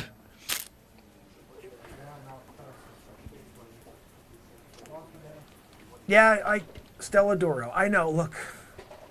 Facce, listen. I agree, sometimes you dip in espresso. But you dip every time, and that's just weird. Yeah, no, I'll dip it, but not like every single time. You're talking like every time I'm gonna have an espresso, I have to dip a biscotti in there. What is with that? That's a little weird, dude. Sometimes you could just sip your espresso.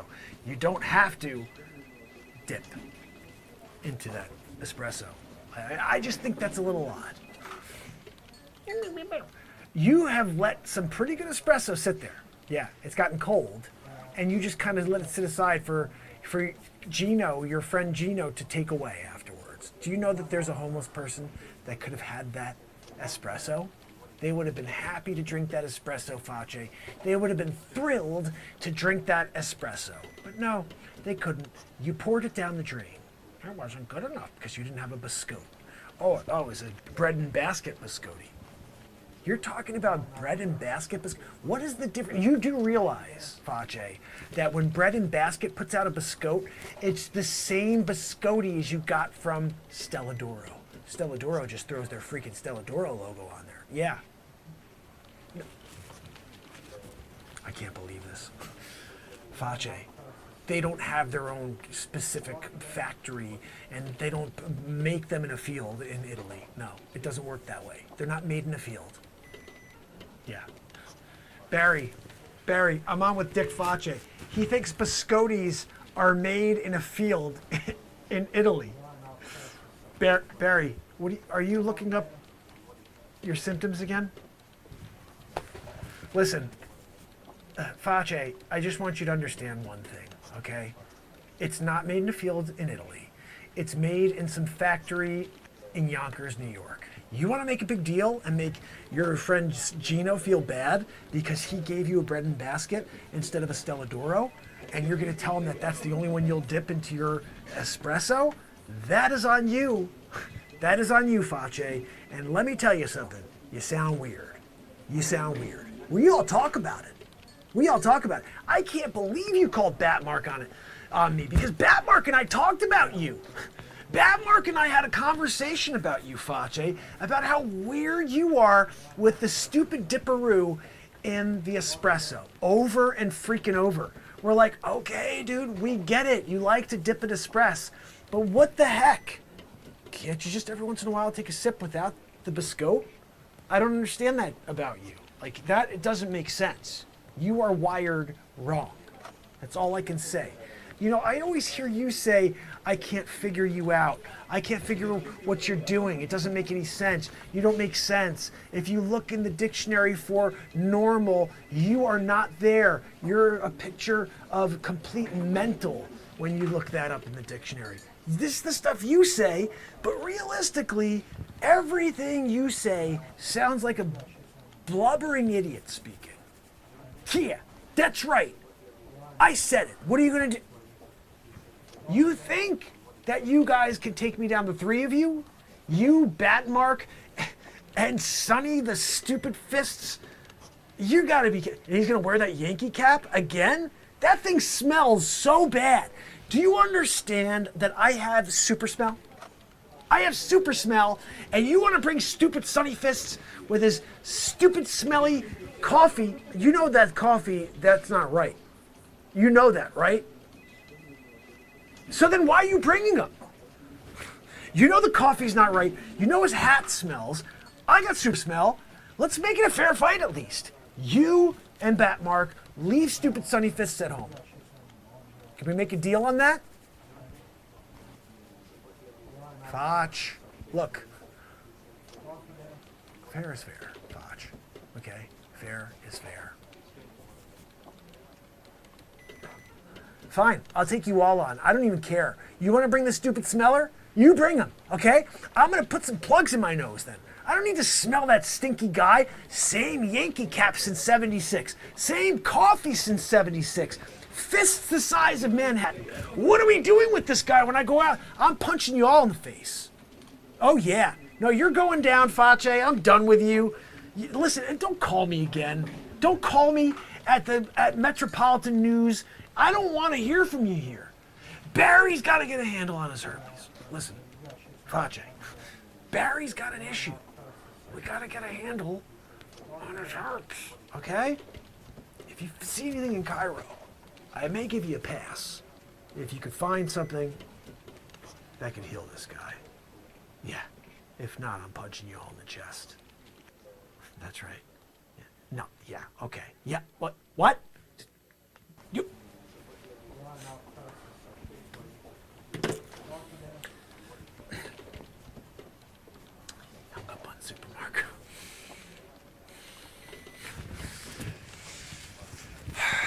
Barry, I gotta go. Don't worry, buddy. I'll find a cure.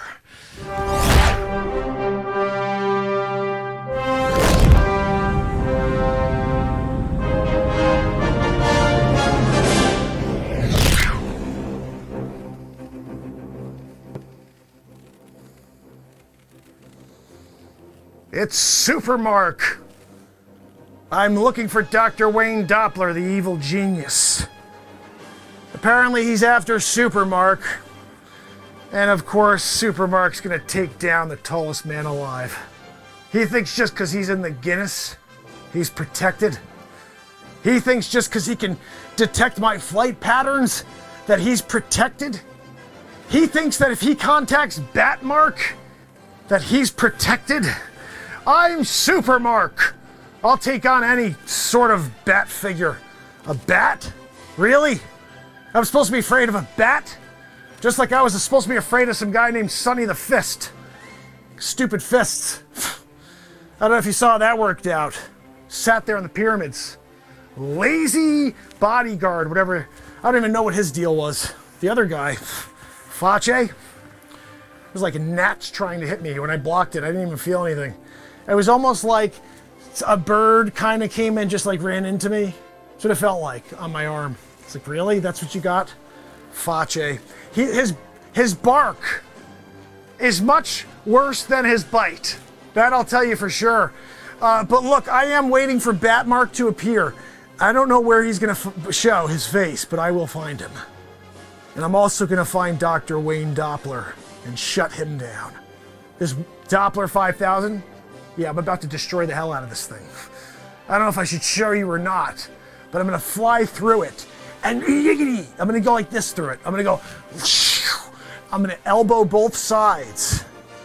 As I fly through, elbowing both sides, as the pieces start to break, I'm going to just do like a 360, throw them as far as I can to all four parts of the planet, hoping that maybe I hit Wayne Doppler in the head. He is 8'9". There's a good chance if I throw it at a low enough trajectory, I'll take down Doppler in the process.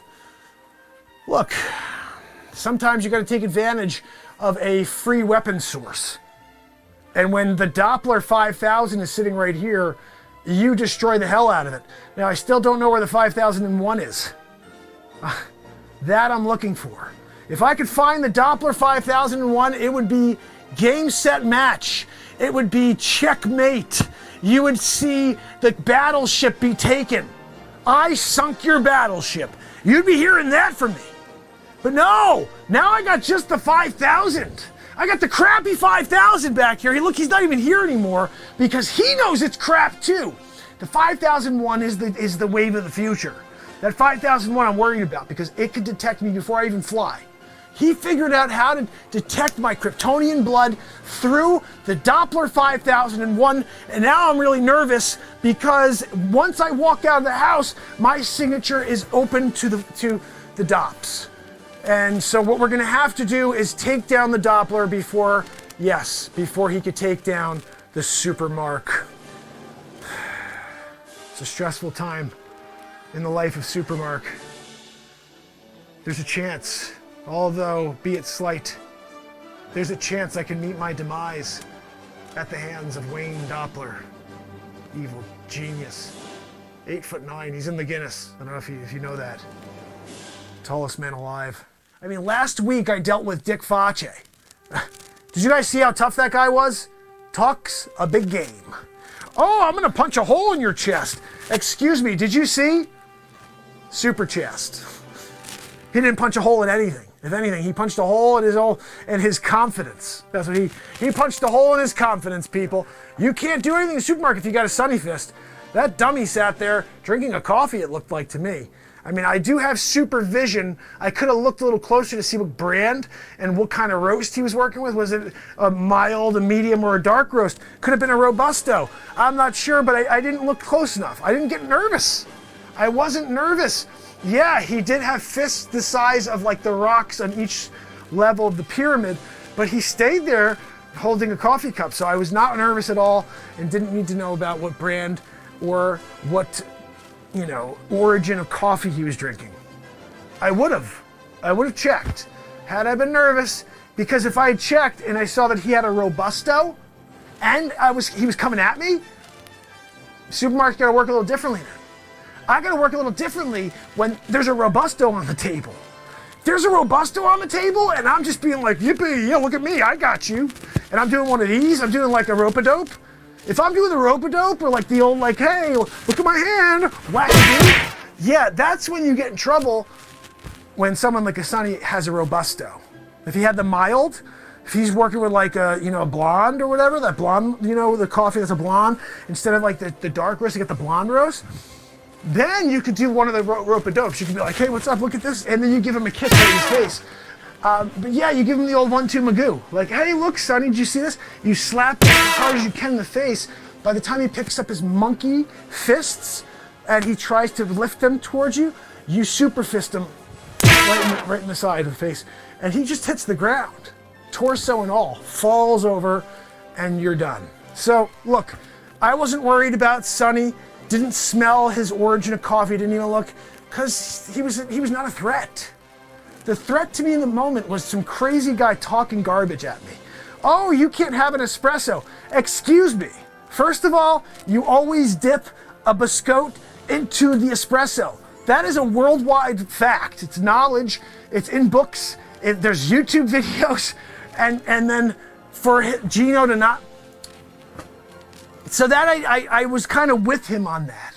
Like seriously, you don't dip a biscotte? Like, so yeah, I'm there on that. But the idea that he comes at me like, hey, I'm gonna elbow you in the fotch, then he did like this roundhouse kick, that was not cool by me. That was not cool by me. Now I held, we have a code. We L's have a code. We can't hurt human beings unless they are literally hurting us. That guy, even if I let him hit me, it wouldn't hurt. Like, I don't know if you know, he's a weakling. We filmed it. You could probably catch the footage and see, but he's a weakling. Like, nothing he would do would hurt me. So, I don't know. His bark, though, like, he got me nervous. I'm like, this guy, what is he doing over here? I almost gave him the old, like, look at this hand, and then punched him as hard as I could. And then I was like, he's just like a frail little human. Like, he's nothing. He's got nothing here. We could just... but I left him alone. I should have killed him. I should have killed him. I should have killed Sonny and put them behind us, right? I mean, we don't want to have issues going forward. Who knows? I could be there and I'm fighting Batmark, right? I'm like, Batmark, it's Supermark. And he's like, over here, he's like, Supermark, it's Batmark. And I'm like, Batmark, I'm gonna punch you in your bat head. And I come in like this to punch Batmark in the bat head, and he goes, you missed. And then I'm like, I didn't miss. You just happened to duck. It wasn't a miss. Those are two different definitions. Me swinging at you and you ducking is not missing. It's taking a shot at an area. I went to strike at the area and you duckarooed.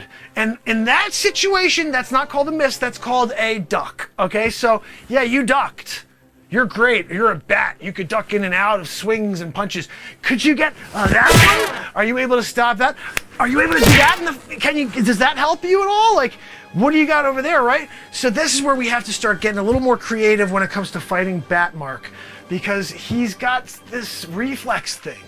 A fist comes at Batmark, and he's got the ability to just be like, and go around it.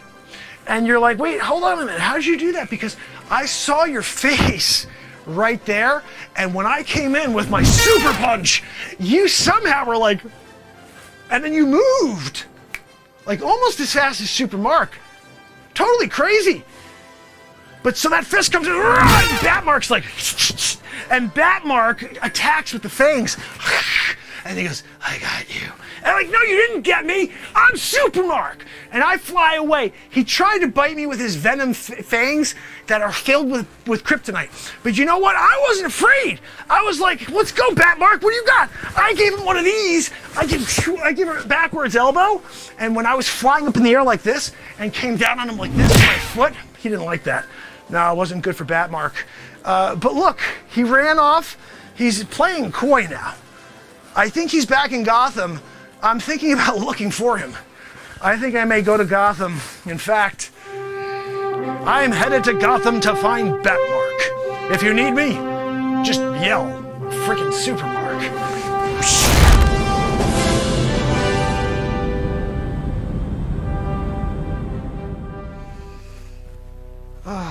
Humanitarian awards? Like, come on, are you serious? I want to go out there and see the real action. I mean, when am I going to get my next bat call? I'm sick of this. Party after Alfred keeps calling. I'm like, is it the next call? Am I going to have to go after some villain? Joker? You know, Dick Facce? I ran into Joan. At the same time I'm asking her for a date with her daughter, I see John's face and Dolores, like, right next to each other, like they're on it together. Like, I'm almost wondering if John called Dolores and was like, hey, you know, guess what happened? My daughter's out of her freaking mind. And she called Mark Wayne 76,243 times in like a 15-minute period. How about this? I know your daughter's dating him right now. Why doesn't your daughter do some crazy whacked out stuff too? How about that?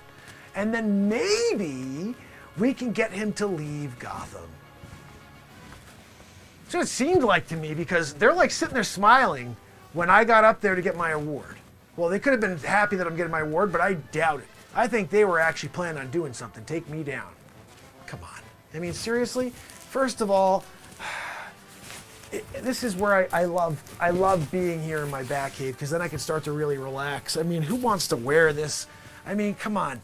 They got this whole thing like, oh, you're a billionaire. When you go to the parties, yeah, you can wear your jeans, you know, you can be relaxed. But you gotta put on a tie. Why would I have to put a tie on? I'm Mark Wayne. You know, when you're a billionaire and you go to a party because you are the honoree, you show up there in like Tevas and a pair of shorts, okay? Don't tell me I gotta show up in that tie. Mark Wayne.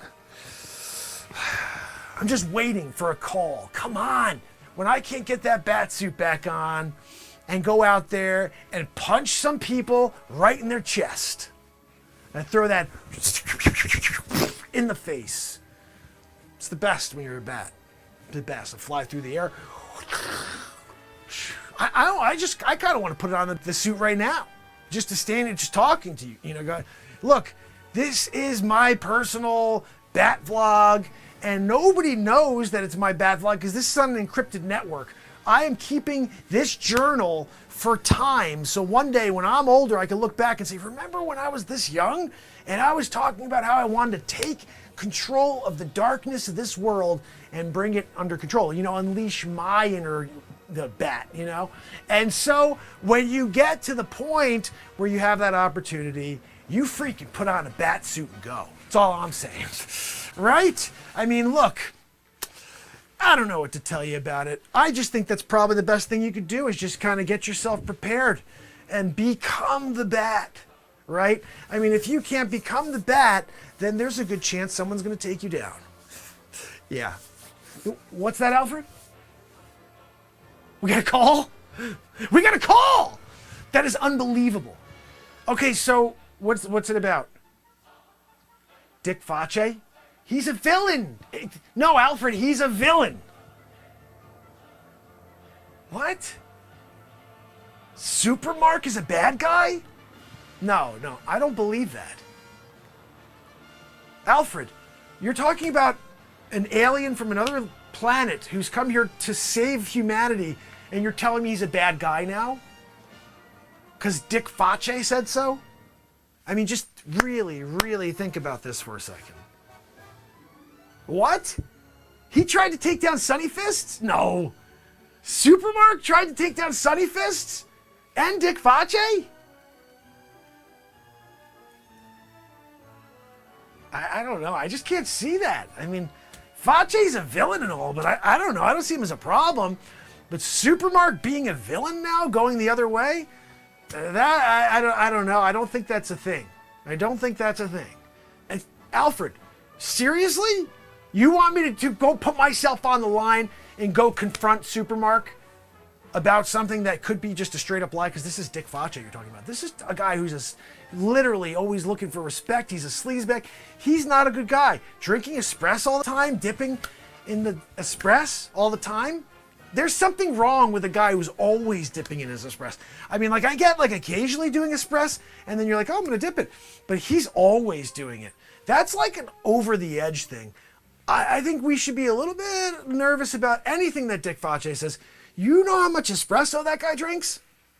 I really don't think, Alfred, that you should be messing with him at all. I think, in fact, you should not listen to anything he's saying. Supermark's not a bad guy. What? He is a bad guy? I don't know. Listen, Alfred says he's a bad guy, guys. He's telling me Supermark's a bad guy and that Dick Facce's a good guy. Look, this is the superhero world. You need to understand something. People switch sides all the time. I'm a good guy. I'm a bad guy. I'm a bad guy. I'm a good guy. Happens all the time. So maybe Facce's a good guy all of a sudden and Supermark's a bad guy. I don't know. But apparently, so what you're telling me is that Facce's calling me in, Batmark, to take on Supermark. Are you serious? I gotta take on freaking Supermark? Man, I love fighting villains. Supermark? Gosh almighty, Alfred. That's like a real fight. That's like me up against like Goliath. I'm David, just so you know, in that situation. I gotta find the only rock big enough to take down an alien. Suggestions? Where are you gonna get kryptonite from? You tell me, where the freak are you gonna find kryptonite? In Gotham. You know a guy. God almighty. Listen, Alfred, if you know a guy, get the kryptonite and we'll go after him, I guess. But I don't know who the hell you know that has kryptonite. That's all I'm saying. All right. Yeah, no, let me know. Can you guys believe this? He's got me going after Supermark? This could be the end of me, guys. I don't know. I'm not really sure if I could take this guy on. This guy's a serious dude. You see the muscles on him? I don't know. All right, look, I got to get myself ready. If I'm going up against the greatest superhero ever, potentially greatest supervillain. I mean, I thought that Zod was bad. Is Superman become Zod? That's not good, guys. When he comes in and says Facce's a bad guy, I got to believe him. I got to believe my number two. I got to believe my number two. So anyway, guys, I appreciate this is my vlog. I'm gonna log out on this vlog session for now, and hopefully there's another one. Like I said, I'm going up against Supermark. Could be very tragic for the Batmark, but I was charged with being Batmark. What the freak do you want from me? You want me to pretend that I'm not Batmark? I can't go up against the Supermark. Excuse me, I'm gonna run him over with like a locomotive or something. I'm not really sure yet, but we're gonna take him down. A locomotive, Alfred, a locomotive filled with kryptonite that explodes when you hit Supermark. What do you think? It's not impractical. That's an idea. Listen, creative sessions. Alfred, we can't know how to take down Supermark if we don't talk it out. He's gonna pretend that that's a bad idea. Like a loco filled with kryptonite explodes on impact with Supermark. To me, that's a genius idea. What is he talking about? Impractical. How is that impractical? That to me seems like common sense. Here's another one. We get him to fly into a silo.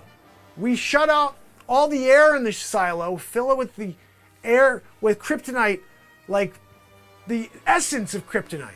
So like, you know how you can get a smell? Like you go upstairs after you cook a roast and you get the smell of a roast, or sometimes you burn something in the oven and it smells like you burn something in the oven.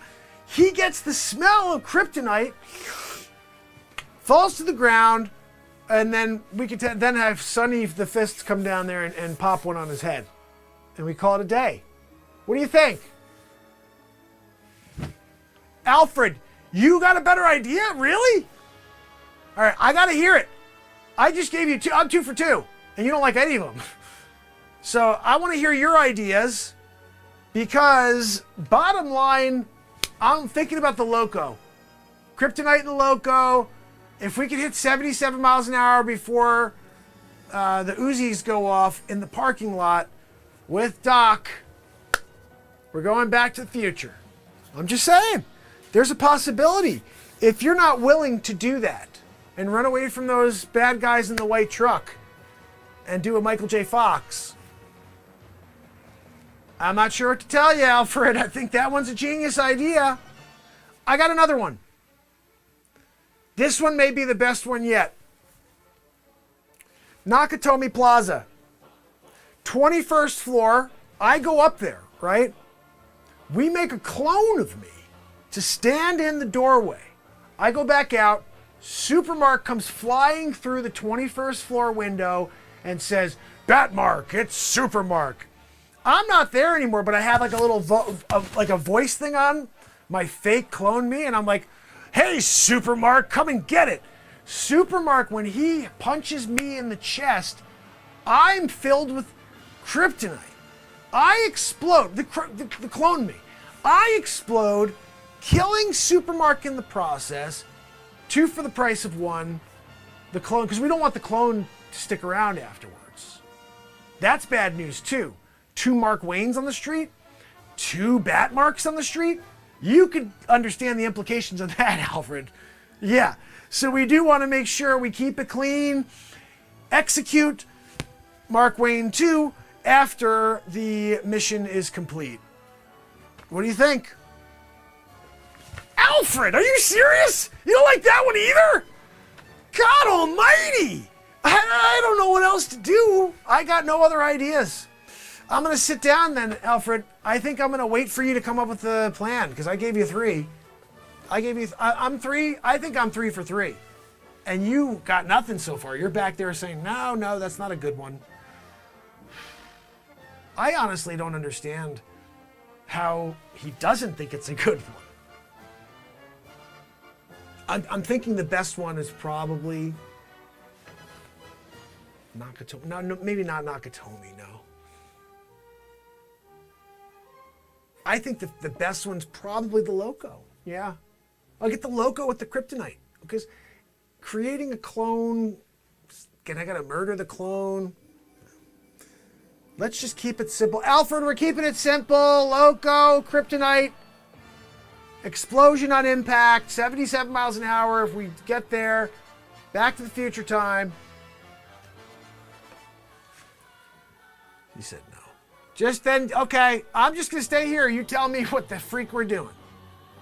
Alfred, sometimes he's tough to work with. I come up with these great ideas and he's just like knocking them down. Like, are you kidding me? Alfred, I just gave you gold.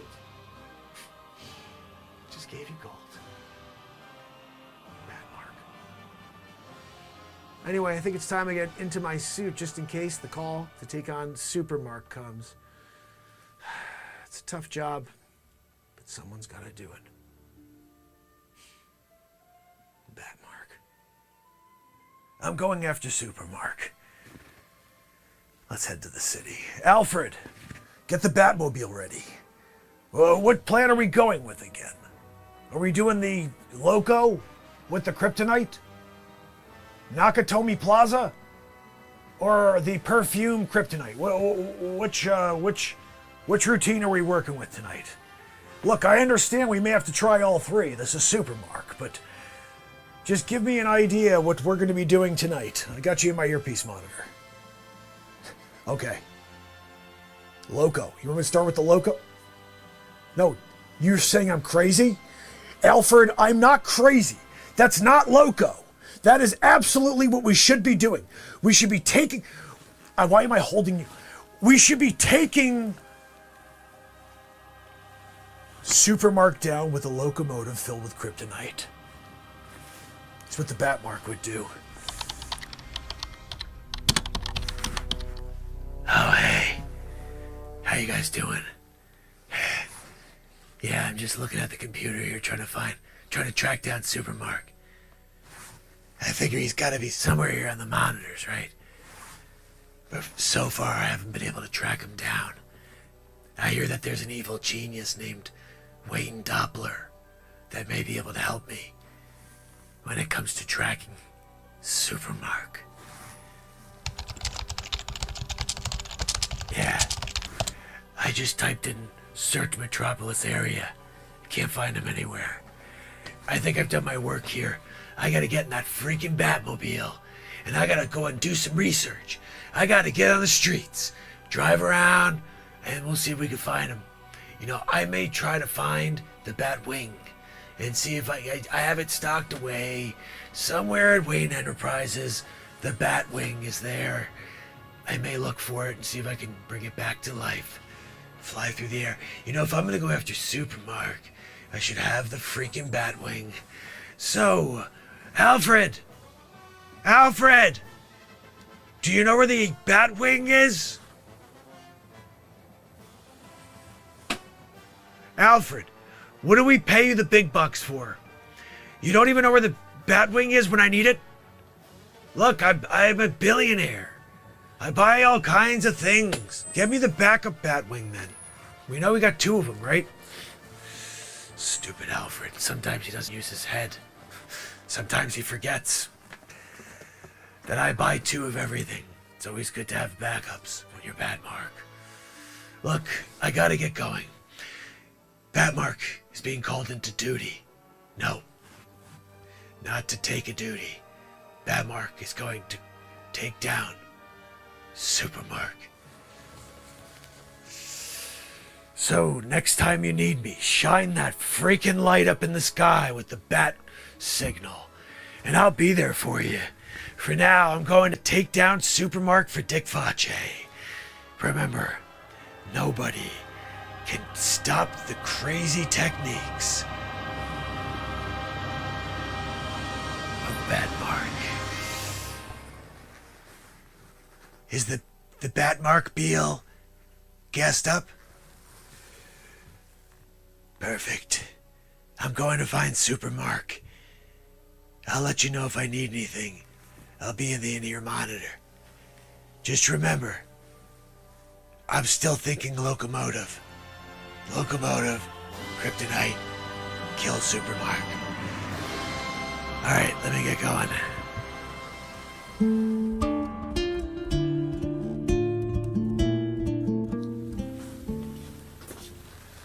It's Facce. yibbity yabbity. It's Batmark. Yeah, I can see you stupid tights. What I are you understand doing? you need my services. Yeah, I need your services. I got a problem with your dumb friend, Stupid Mark. Did you hear? Did you hear what he did? I heard. Yeah. What exactly did Supermark do? I'm there, right? He can't pay respect for the Facce. I'm there with He Sonny. didn't pay respect Yeah, he tried to take to Sonny you down. and to Sunny Fists? I'm still pissed. That's what makes him a villain? Yeah. Are you I'm kidding? not sure that qualifies Oh, in my book, Facce. Hold on a minute. Are you kidding me? You don't see? You Look, can't- Facce, if your pride is hurt here, that may be something you have to handle on your own.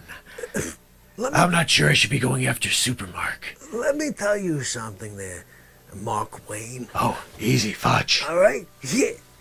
Facce. You don't think I know who How you did are? you know that? I know everything, okay?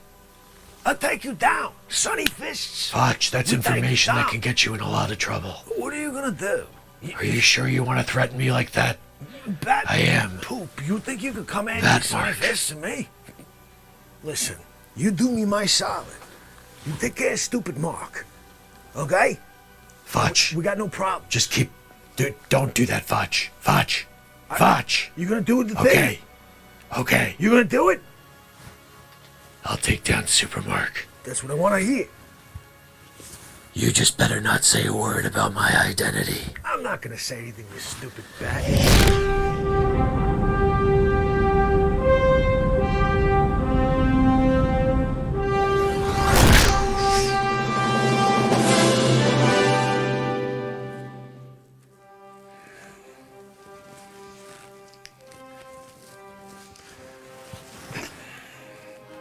Do you mind if I ask, what the hell are you wearing? I flew in here to Gotham to try to find Batmark, and I find this guy. I don't know if I should be afraid of you or not. I mean, you look like a skeleton, but really, if I need to, one of those right in your face. But look, I'm here looking for Batmark. Do you know where he is? Have you seen him anywhere? I mean, look, I know you got look, I got a crypt in my hand. Look at me, I'm holding a coffin. Would you like me to squeeze you into said coffin? It can be arranged. If you don't tell me where Batmark is, then I think I may have to arrange that. You into a casket. We'll bury you someplace close by, though. Don't worry about it.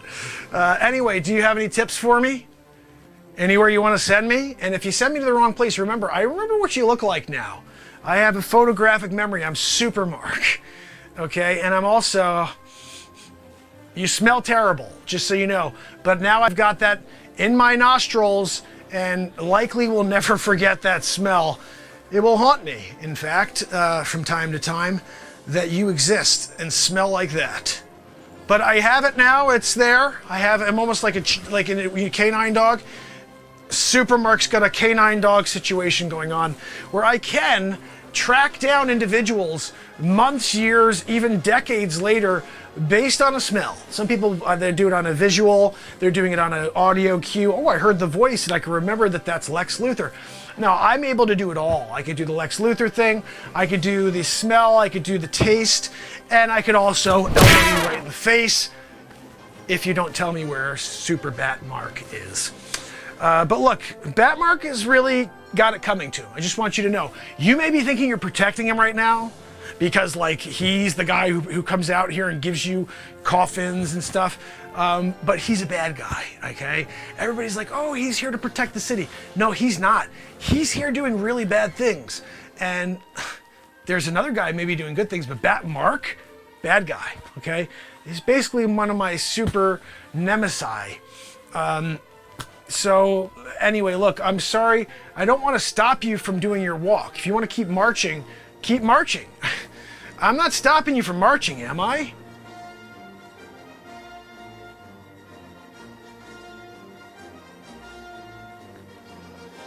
Am I stopping you from marching? Is it that I'm so super that you're like, I'm going to stop here for a little while and I'm going to just allow Super Mark to be super? And look, I get it. I get it. Oh, that's the other thing. You have to sometimes remember that Super Mark can just attack when he feels like it. I'm not like the Superman that you may remember. I do have a little bit of a chip on my shoulder about certain things, like Batmark messing around and leaving me on the lurch. The other day I showed up. I'm in Times Square. I'm sitting there like this. I'm like, okay, let's go. I got Batmark coming. Let's go. I'm ready to go, right? I had my super fist ready. Again, not as super as the other guy's fists, but I have a little bit extra power behind it because I'm Super Mark. I wanted to just get this fight over with. I just wanted to have the fight with Batmark. Whoever wins, wins. We both go home. We have like a cappuccino or whatever, you know? But the idea that I'm there, I show up at 12 noon on the dot. High noon, he says. You gotta show up at high noon. High noon? I got there at freaking 11:55. I was there at 11:55. I don't know if you know, I'm Super Mark. I left at 11:54 from New York. I'm like, hey, buddy, look, I'm here 11:55. You said 12 noon. Come at 12 noon on the dot. I'm there 11:55 in Hungary. A little hungry at the time because I flew from New York to Hungary. And they have goulash. It was terrible that day. They didn't have anything good. And I'm there waiting for Batmark to show up. It's supposed to be a rumble in Hungary. We're talking about across the planet on one breath, because I don't know if you know this, when you shoot across the planet and you're trying to get there in a couple seconds, you gotta hold your breath. You can't breathe in while you're going. What are you supposed to be like, flying the speed of sound? You're like, look at me, I'm breathing. You hold your freaking breath and you bolt it, right?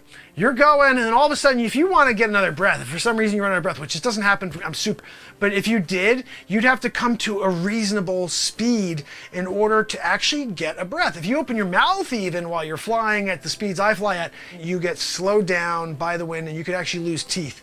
I don't suggest that. I don't recommend it at all. What I do suggest is that you tell me where Batmark is immediately. I'm really starting to lose my patience with you. I'm not sure if you really want me to help you because I'm thinking about it. I will unleash the power of the L. Bo. You let Batmark know that I was here, okay? And I'm coming back for him, okay? I want to meet him here in Gotham, high noon tomorrow. And I don't want to hear that he gets here and he's like, oh, I came and I left. No, you show up and you get here and you wait for me. You wait for Supermark because I'll be here, most likely 11:55 again, depending. If I leave at 11:54, I may, just because he disrespected me this time, I may leave at 11:59. I'll show up here right at noon. I'll be here on the dot. And when he's hopefully standing right there going, are you ready, Supermark? I'm going to stand here and say, I'm absolutely ready. You disrespected me last time, so you're getting a super fist in your bat face. Here's the thing, though. Again, I don't know how he's able to do this. I go to super fist him in the face, right? And somehow he ducks and maneuvers around it. He's got some sort of super skill, even though he's not a superhuman. He's just a freaking guy. If I figure out who he is, it's over for him. If I figure out who is his actual identity, yeah, I will just torture the hell out of that guy. Are you kidding me? If I find out who he is, he's gonna be like in there shaving, and all of a sudden I'm gonna fly in and just what? How did I cut my face? I'll put the razor back in his hand after, so be like, what? I must have poked a little too hard on the razor. You can't, you can't mess around with Supermark. The other thing I'll probably do is he'll be there sitting down to go to the bathroom, and first, bloop, I come and fly and take the toilet paper, and he'll have no idea. He'll be like, oh, I'm gonna go and flush now. Let me go and wipe. No toilet paper. It is gone. And so that's the bottom line here. You have to understand, Supermark is going to take down Batmark. And if you're not prepared for it, remember, you'll get an elbow right in the face. So, Supermark is going to take off, and again, if you don't tell Batmark that I'm on to his scent, and again, I have your scent, it's completely horrific. Like, didn't your mother tell you you should wash your body, even just occasionally? You don't have to do it all the time. I know for you it's been apparently 18 months? Is that about right? 18 months? You've been sitting here 18 months in that getup. I have a feeling you haven't even washed that stupid getup either. Tell Batmark, nobody wants to be around when you're around. In fact, I have a feeling the reason why you have such a bad reputation as a company is because of your stench.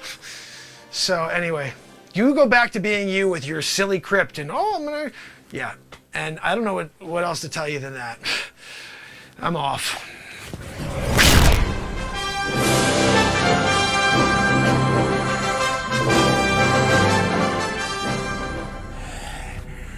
Oh, hey guys, what's going on? I'm on my way to go get Supermark. He's going down this time. Yeah, kryptonite and a loco. Alfred doesn't like the plan, but I think it's a no-brainer, right? Locomotive, 77 miles an hour, 78 miles an hour, right into Supermark while he's standing there on the tracks. Kryptonite, explosion on impact, kills Supermark.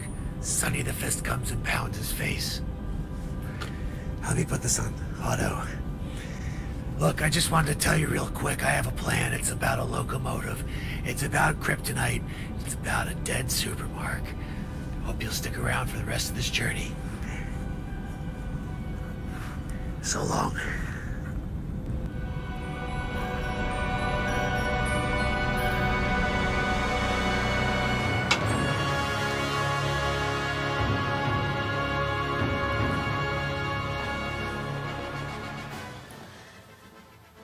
You know I could smell you through my mask, right?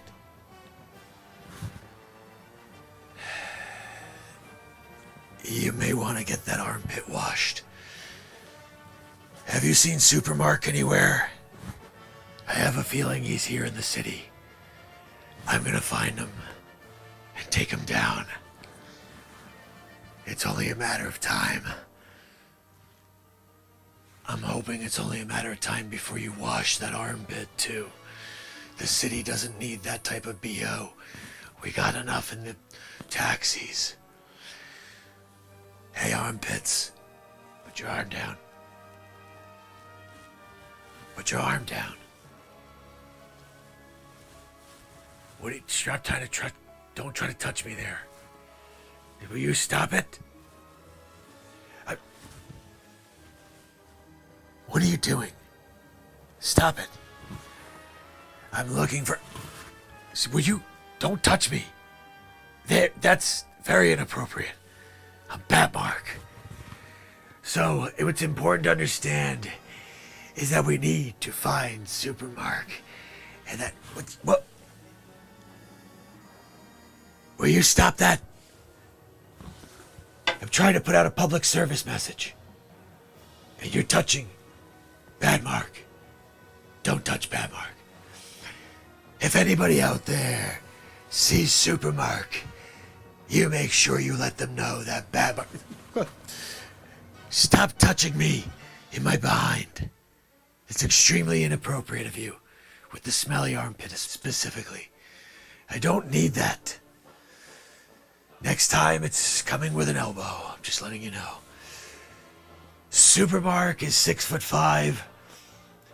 He's got wavy brown hair, dashing looks, and he's super. If you see him, make sure you let him know that Batmark is... Stop touching me there! Your smelly armpits! That is disgusting. Get yourself some Bimenin. And don't touch me there again. I told you elbows are coming. I don't know why I didn't bring the elbow at you. Next time, it's a given. Maybe it's because I'm kind of surprised you're putting your hand there. I am Batmark. If you see Supermark anywhere, make sure you shine the bat light up in the sky, and I will come from... What? Would you get your hand out of my... Get your hand out of there. I warned you.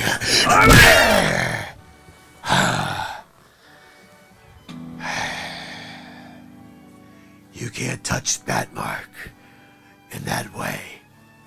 Batmark will always give you an elbow. Put your arm down, sir. Make sure you shine that light in the sky for Batmark. And remember, this live filming of Supermark versus Batmark is sponsored by this guy's smelly armpit and by Menon, which is the sponsor of tonight's show. Actually, it's not, unless somebody wants to contact By Menon and ask them if they want to sponsor the show. If they don't, scratch this from the freaking movie.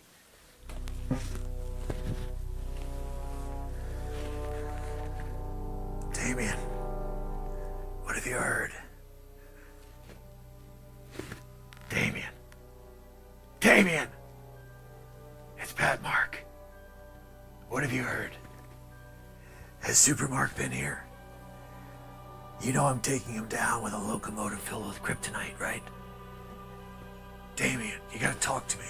I'm here. Sometimes you gotta give him a back grip. Like that. Grip him in the face. Batmark! You know, I love coming into downtown Gotham. Kind of fit right in. Everybody's like, oh, I'm gonna wear masks and I'm gonna wear outfits too. They don't even realize I'm in the crowd right now. This guy, he thinks I'm somebody dressed up as a bat. Yeah, he doesn't know. He'd probably realize it if I gave him an elbow as hard as I could right in his chin. Then he would know. But I'm gonna defer from it. I may give him a neck chop. I'm working on that one. I have to kind of protect my neck. Batmark. Anyway, look, I'm here on the streets trying to find Supermark. I heard he was here in Gotham. Did you hear anything? Did you see him? You did? He was here, right? What did he say? He said he's after Batmark. Damien, if Supermark comes back, give him something for me.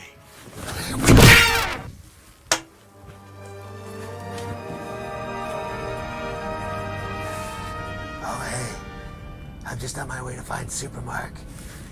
I'm leaving Gotham. I think he's in Metropolis. I'm gonna find him and I'm gonna kill him.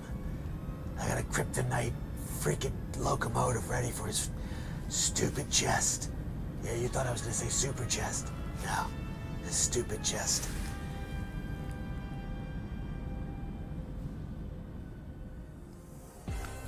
Oh, Mark. Dr. Wayne Doppler, tallest man alive. Friggin' 8'9". Goodness. And also the patent holder of the Doppler 5001. You're friggin' humongous. Just hush. At the down low, I'm designing a 5007 for you.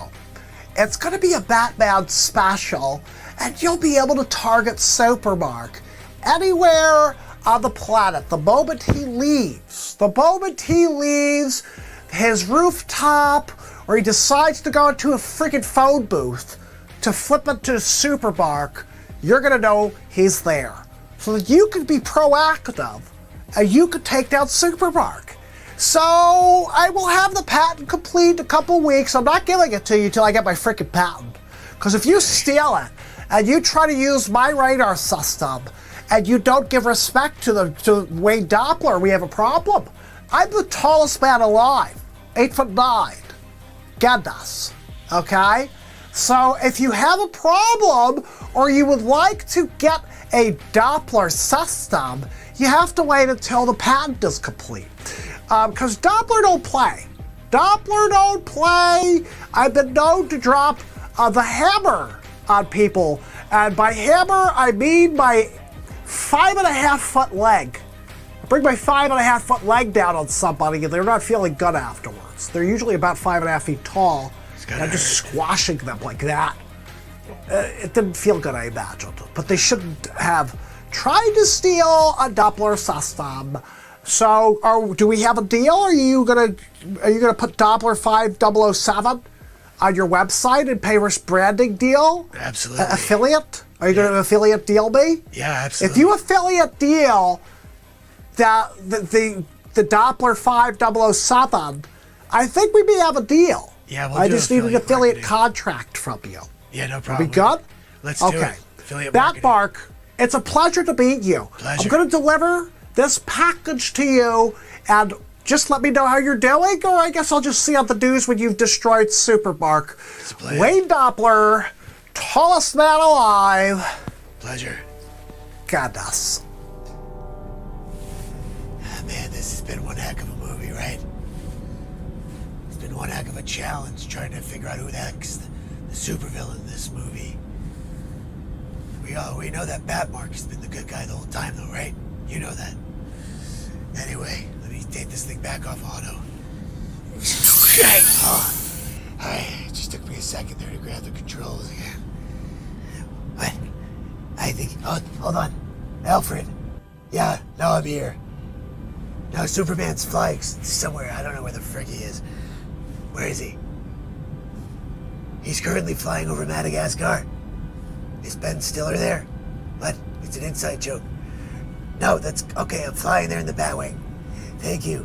Alfred, you know I love you, right? Yeah, no, not in that way, Alfred. Just in a way that I say I appreciate you and all the things you've done to help me become the perfect Bat that I could ever be. I love you, Alfred. Again, not in that way. Alright, guys, I gotta go. He's in Madagascar.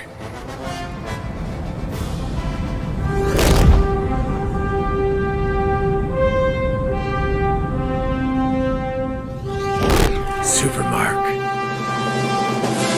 It's Batmark. Yeah, I can see. In case you didn't know from taking a look at me.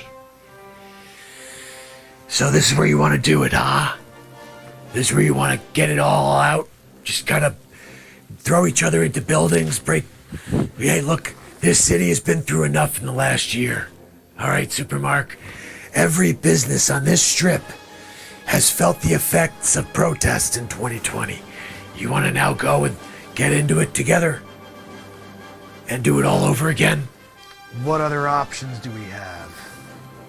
Fine. Let's do it. No, Look, I'm ready. you Look, wanna- I don't need to. You want to talk it I'm out? not, I don't need to hear you talk anymore. You're not so super, okay? Dick Facce said you didn't pay respect. That's right. And now, I'm gonna make you cry and give respect to Batmark, You're a lot of talking, And- Batmark. to Sunny Fists, Let's go. and Facce. Are you ready? I'm ready. This is what I call the Bat Fist. I come in like a fake, like this. Yeah. And then I come in like that. How did that feel? How did you block that? I'm super. I'm Batmark. You shouldn't be able to block that. I'm You fast. think you're fast and that you're super. But I'm Batmark. And I'm also freaking super. Super freaking Bat-tastic. Yes, that's right. Stop blocking my attacks, okay? This should be a fair fight where when I hit you occasionally, you allow it to happen, okay? You want me to let you? No, hit- exactly. How about I give you one? Dang it! You gave me a counter. That's right. You countered my hit and struck me back. That's right. Don't make me call Alfred on you. What's What if I Alfred? try to give you this and then I come in like that neck chop? Still not. Supermark's pretty fast, guys. He's pretty fast.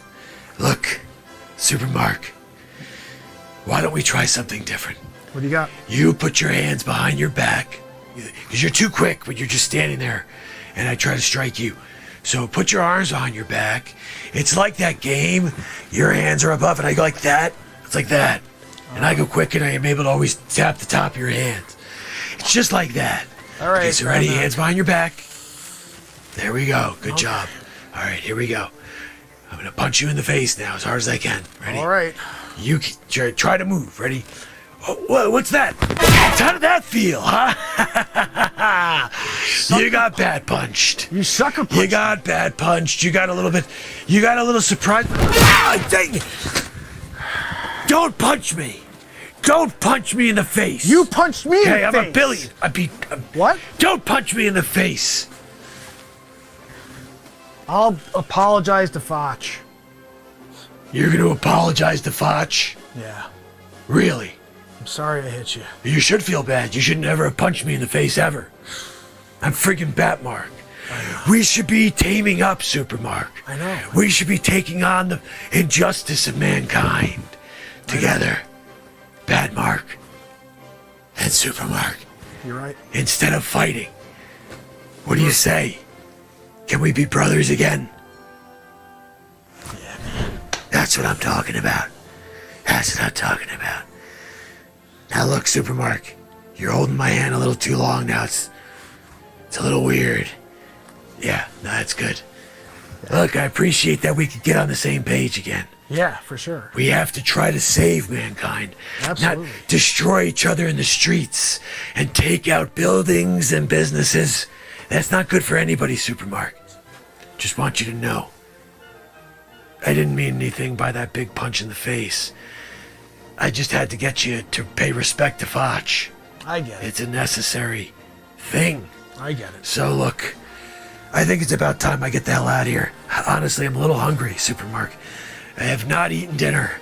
Came out here to fight you without eating dinner, yeah. You didn't eat dinner and you Who came goes to out fight and me? fights Supermark without first filling up with normal nutritional, we need something in the belly at this point. All right, so I can't even think anymore. That was not Plus, a the super fact that I idea. can't breathe in this mask doesn't help. Yeah. It's like wearing a mask for CVID 9. I'm just saying. I Anyway, can look, understand. Supermark, give me a pound. We're good, right? We're good. Ah, that's what I'm talking about. Wait, what? Hold on. Alfred, what is it? Are you serious? No. I'm with Supermark right now. You want him to come with me? Okay, thanks, Alfred. Over and out. Supermark, What's going on? Dick Facce. He's double-crossed us both. What? He's in Cairo right now. Alfred said we need to get there immediately. Come on, you fly, I'll batwing it. Okay.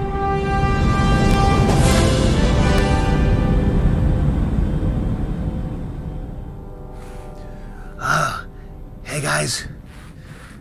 We're back after Facce. He double-crossed us. This stupid Sonny fist. I think it was Sonny. I think Sonny was drinking the special. Hold on. Put this on auto. I think Sonny was drinking that special extra. That roast. The Cairo blend. He got the bad idea. He said maybe we could take down the bat. Take down Supermark. So now we're trying to find him. I'm not sure. What? Oh, hold on. Alfred. Yeah. No, I'm just talking to my bat vlog. What? You found Facce? What? Oh, are you kidding me? He's in South Africa? What's he doing down there? He likes the lands down in Africa? Was he a Toto song? Is it? Hold on. Alfred. I'm gonna try to see if we can get Supermark on the line. We push through the... Supermark. Alfred found Facce. Yeah. South Africa. That's right. Sonny the Fist. He was easy to track down with those huge fists. Yeah. I'm on my way there. Yeah. I'll see you there. Alright guys, I gotta stop this bad vlog and get going. South Africa calls.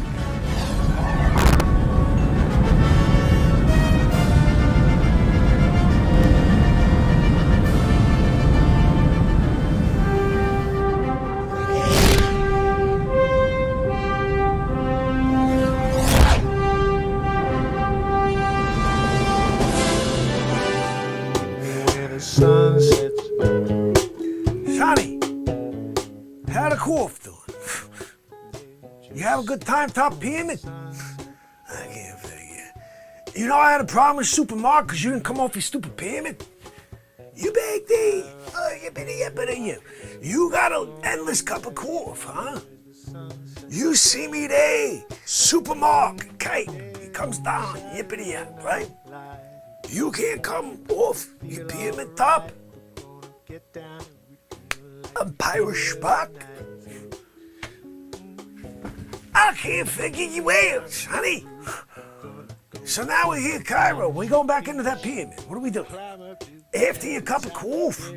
I gotta wait till after your cup of cough to pop a hole inside pyramid. I go inside, grab the loot. Give it a loot. I'm a bad Facce. Hold on now, man. Sonny, we're in the clear, okay? Bad Mark's going to take out Supermark. We got no problems anymore. We're gonna take all the loot, all the booty, all right? You got 2% milk. Sonny, you don't care anyway. You got dumb fists. We're gonna spend a couple percentage points on replacement fists after you break into Fort Knox for me. You go up to Fort Knox, pop, you put a hole in the side of the friggin' Knox. I go in there, I'm grabbing friggin' bars of gold, I'm bringing them out. I'm throwing them to you, Sonny. I gotta go like this, with like one friggin' bar, right? You go like this with a pinky. You hold that bar with a pinky. You like, hey, Facce, keep going. I'm throwing them. You're like a stupid acrobat, right? You're grabbing them through the air. 5 on top of the pinky. You're like, okay, keep going, Facce. You got the ring finger out. Zing, zack, zippity zappity zoo. 5 more. You got 10 bars of gold, right? The third finger's the middle finger. Don't you dare disrespect the Facce. How dare you disrespect the Facce and give me the... Supermark. Facce. Batmark. You guys double teaming me? This is illegal in some states. You can't disrespect the Facce. Sonny! What are we doing, Sonny? I need help. I got a Supermark and a Batmark here. What are we doing, guys? What's going on? Why are you crowding me? I can't figure. I thought you was gonna take care of him. What are we doing over here? You tried to pit me up against Supermark. And he's my friend. What are you talking? I told you, he's a bad guy. He's not a bad guy. He disrespected the Facce. You probably don't deserve respect. You can't disrespect the Facce. You gotta earn my respect. You know better. You came here from Krypton. You disrespect the Facce, too. Yeah, if you don't Maybe you respect didn't deserve me, it. you No, don't bad respect mark. back. I don't want to hear another word, okay? You didn't even take him down. It was your job to take him down. You can't. I started to. Instead of breathing down my shoulder over here. I wish I had the kryptonite in my pocket. Oh, go fetch Supermark. I can't. He's right here on my shoulder. What are you good for? Nothing, right? Sonny! Well, you're getting a little close to me, Supermark. Give me a break, okay? How dare you? I can't make you eat. You can come by me. Well, what's your problem? You disrespect me, right? I try to punch you over and over and over. You block it. How dare you? Well, I mean, you didn't see. Look, you even right then. How dare you block all my strikes? You're not fun. No, I don't like you. You're not. I mean, tall, devastatingly handsome. Look at those muscles. You gonna disrespect the Facce with the muscles? Hey, Batman, you with the stupid voice, the friggin' cape, double cape situation going on over here. You got double cape. Sonny, I got double cape situation. We don't drink Wolf Cup. Guys, you ever seen anybody drink a Wolf? Like Sonny? As long as Sonny's been drinking that freaking Wolf, come back there, right back, Mark. What are we talking? No. Supermark, right? I mean, what is this over here? Never seen. Sonny! Yeah, Supermark, Bad Mark laughing at you. Yeah, you're like stupid Sonny fists. It's like the never-ending cup of coffee. Right, Bad Mark, his fists are ridiculous. Ridiculous. I know, Supermark, I know. Look. It's a good one, It Supermark. is like the funniest thing in the world, coming into the cafe on a daily to sit at my friggin' table, right? I'm at my table, right? Supermark, check this out. Bad Mark, check it. I'm at my table, right? I look, shoulder, sit there, cough cup. This guy sit back there, his hand the size of a table. Supermark. He puts his hand on the table, crushes tables. They call him into the demolition homes. Really? Takes one fist through the house. He's like a wrecking ball. Demolition That's what they call him, Wrecking Ball Sonny. Wow. Sonny! We're making funny and stupid fists again. This is a big fist, What's Sonny. that, bad one? That's a huge fist. I can't believe he got a fist the size of like a country, small country. That was good. That was freaking good. Did you hear that one, Supermark? Right, Supermark? Wasn't that hilarious? It was fun. Yeah, small countries. Yeah. I thought you'd laugh harder at that one. Yeah, I it was. can't figure you. Sonny! I think we're getting along now. I can't tell. No, we're not. Not getting along. No, Not at all. Not good. Don't even right. good. Like, We're not I good. make you laugh. You can't respect the Facce. Supermark, let me tell you something. Okay? You can't disrespect the Facce. Okay? I'm here. I'm at my pyramid. I'm at my pyramid. You can't let me break into my pyramid. I'll go and take the spoils of my hard work of using a stupid Sonny fist, put a hole inside of the pyramid. Can't do that.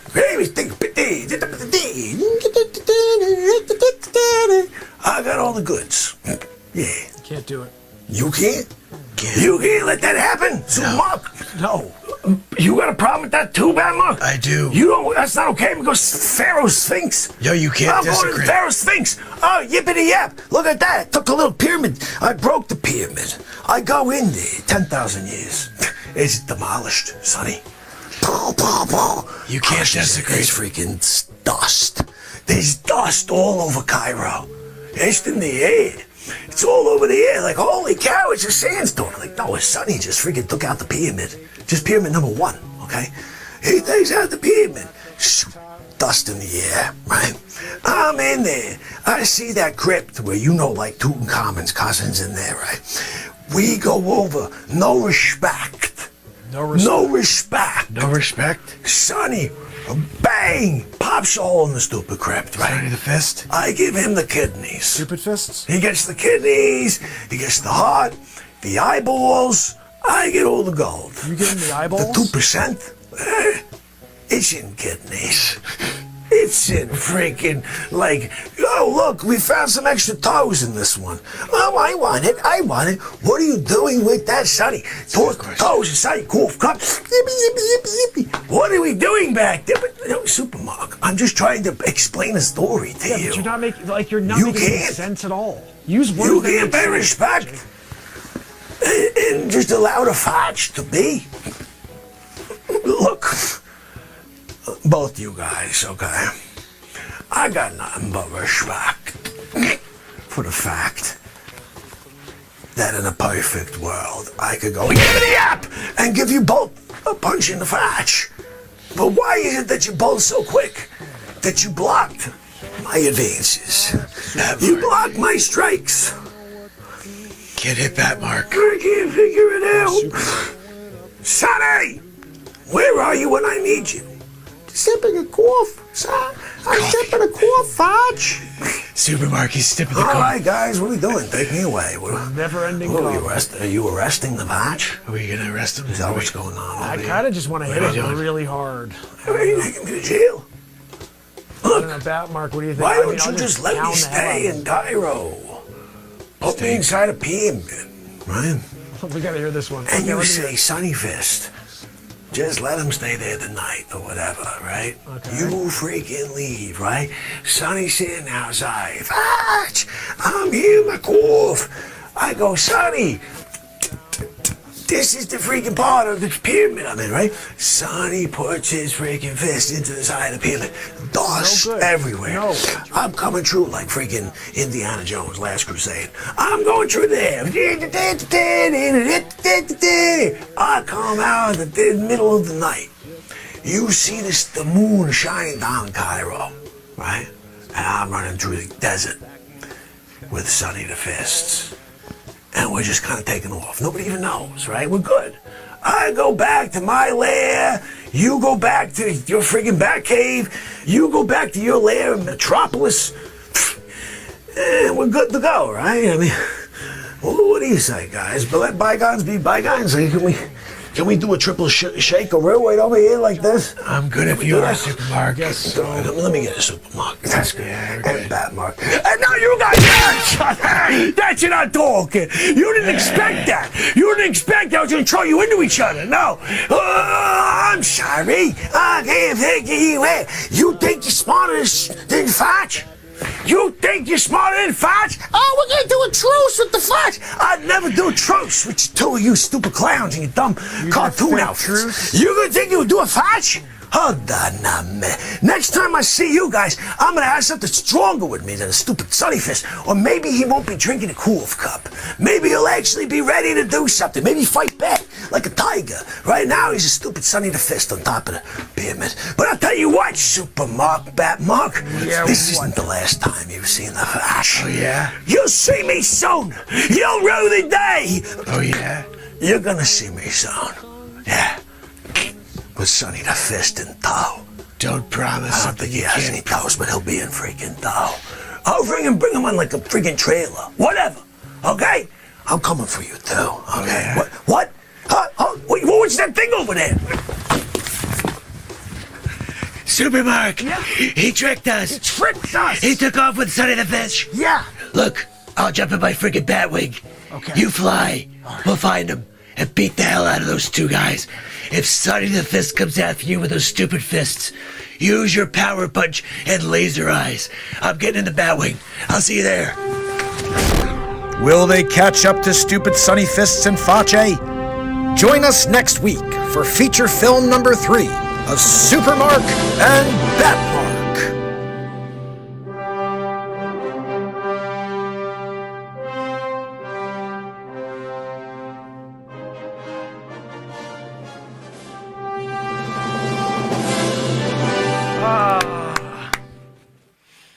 Totally dizzy now. So, okay, we move forward.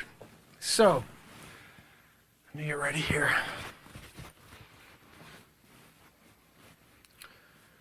Sandra, did we get rid of Sandra? Can you see if she has the special sheen to spray it? Yeah, tell her to come. I'm going to take a 5 here. Yeah, no, just tell her to come and do it right now. Well, the Renaissance family doesn't care. They're fine with that. They understand that this is a production and that this is really a multi-billion-dollar production and the numbers are all BS. They know. They understand the whole world is tuning Truman Show. Yeah. Come on.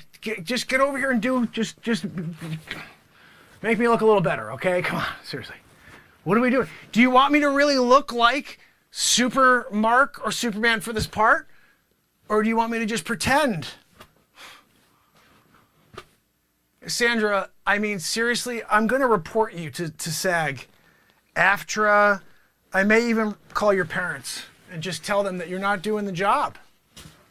You're not doing the job that you should be doing to support this production. So I guess so I'm doing it myself. Randy, am I doing it myself then? Because Sandra's not coming out to do it. She doesn't want to. You just want. So you're going to direct this whole production, and you want the talent to do their own makeup and hair? Randy, just seriously, just nod if that's what really you're thinking. I see the eyes that you're making. They don't look right. Like, I think you know it's stupid. Like, you're saying to yourself, yeah, that is pretty dumb, right? Just nod. Say, yes, that's right, Supermark. We know it's very stupid. No, Sandra, I don't want to hear it anymore. If you can't come over and beautify Supermark before the next scene, then just go and do you, okay? Well, I'm going to call my husband. You can't call your husband after you come here and do the sheen and get me ready for the next shot? I just don't understand why I'm sitting here. You're over there saying you're about to make a phone call to your husband. Randy's okay with it. Randy, the production suffers when we don't have good hair and makeup, okay? The production suffers when Sandra decides not to be the Grammy-nominated whatever she is. What is she, a Tony? What did she get? What did she get? Well, Randy, what did she get again? No, not the venereal disease she got. What was her award that she won in that last production she worked on? A Tony, yeah. She doesn't deserve one in my eyes. Look, she's gonna put, this production's going down and down the tubes very fast. Randy, I'm telling you what, this is my last production with you. Supermark no longer lives on. It's either you or me, Randy. I'm calling the studio. It's either Randy directing or me as Supermark. I'm absolutely not going to stand for this anymore. You got me here doing my own hair. You have a makeup lady. She's supposed to do my hair and makeup. I'm going to call my husband. How's he doing? Sandra, how's your husband doing? Well, it's been 4 minutes. I've been here vamping, talking to Randy. You haven't even called him yet? I don't even know what to do here. You know, look, I'm getting paid by the hour here anyway. AFTRA standard. SAG. I'm getting minimums, but I'm getting minimums. You can call your husband. Do whatever the hell you want. Randy, just call action. Let's go, Randy. Fine. I'll do it myself. I'm sick of this garbage. But I'll tell you, last production I'm working with you, you're like, I can't deal with this anymore. You guys get $1 billion to make this? You give me SAG minimums? Unbelievable. Unbelievable. So, without further ado, because apparently Randy's okay with it, she's calling her husband. Yeah. Oh, he's doing okay? Great. That's great, Sandra. No, don't worry about it. I don't need you anymore. I did it myself. No, don't bother. You stay there. Put your feet up. Don't you see I look okay? I sheened myself. Yeah, I sheened myself. You stay there. Randy, come on, give me the action. Come on, let's go. I'm ready whenever you're ready, Randy. I don't want to hear it later on replay. When you're watching this, Randy, and you're like, wow, Supermark's hair had a bell thing going on the sides. I told you, Sandra didn't give a crap. She's calling her husband. You are over there like, it's fine, Mark, just go. Excuse me, Then you're going to call me back later and say we have to do retakes. I'm not doing retakes. This is a one and done situation for Supermark, especially with the way you're acting over there, Randy. I can't stand the attitude. Let me get into the moment, Randy. Don't just yell action until I'm ready to go. You got me flustered there with this. I just need a second, okay? I'm going to do an Om Mani Padme Om, okay? And when I get to the end of that Om, you yell action, I'm ready to go. Ready? Om Mani Padme Om. Let's go.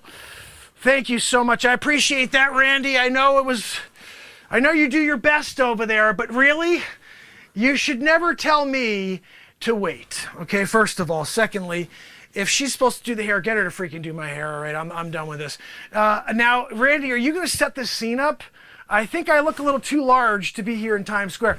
I see people over there. I'm about 86 times the size of them. I think we have to make me a little smaller, Randy. Why don't you set that up for us? Oh, you don't want to do it? You want me to do that too? Unfreaking believable. This guy.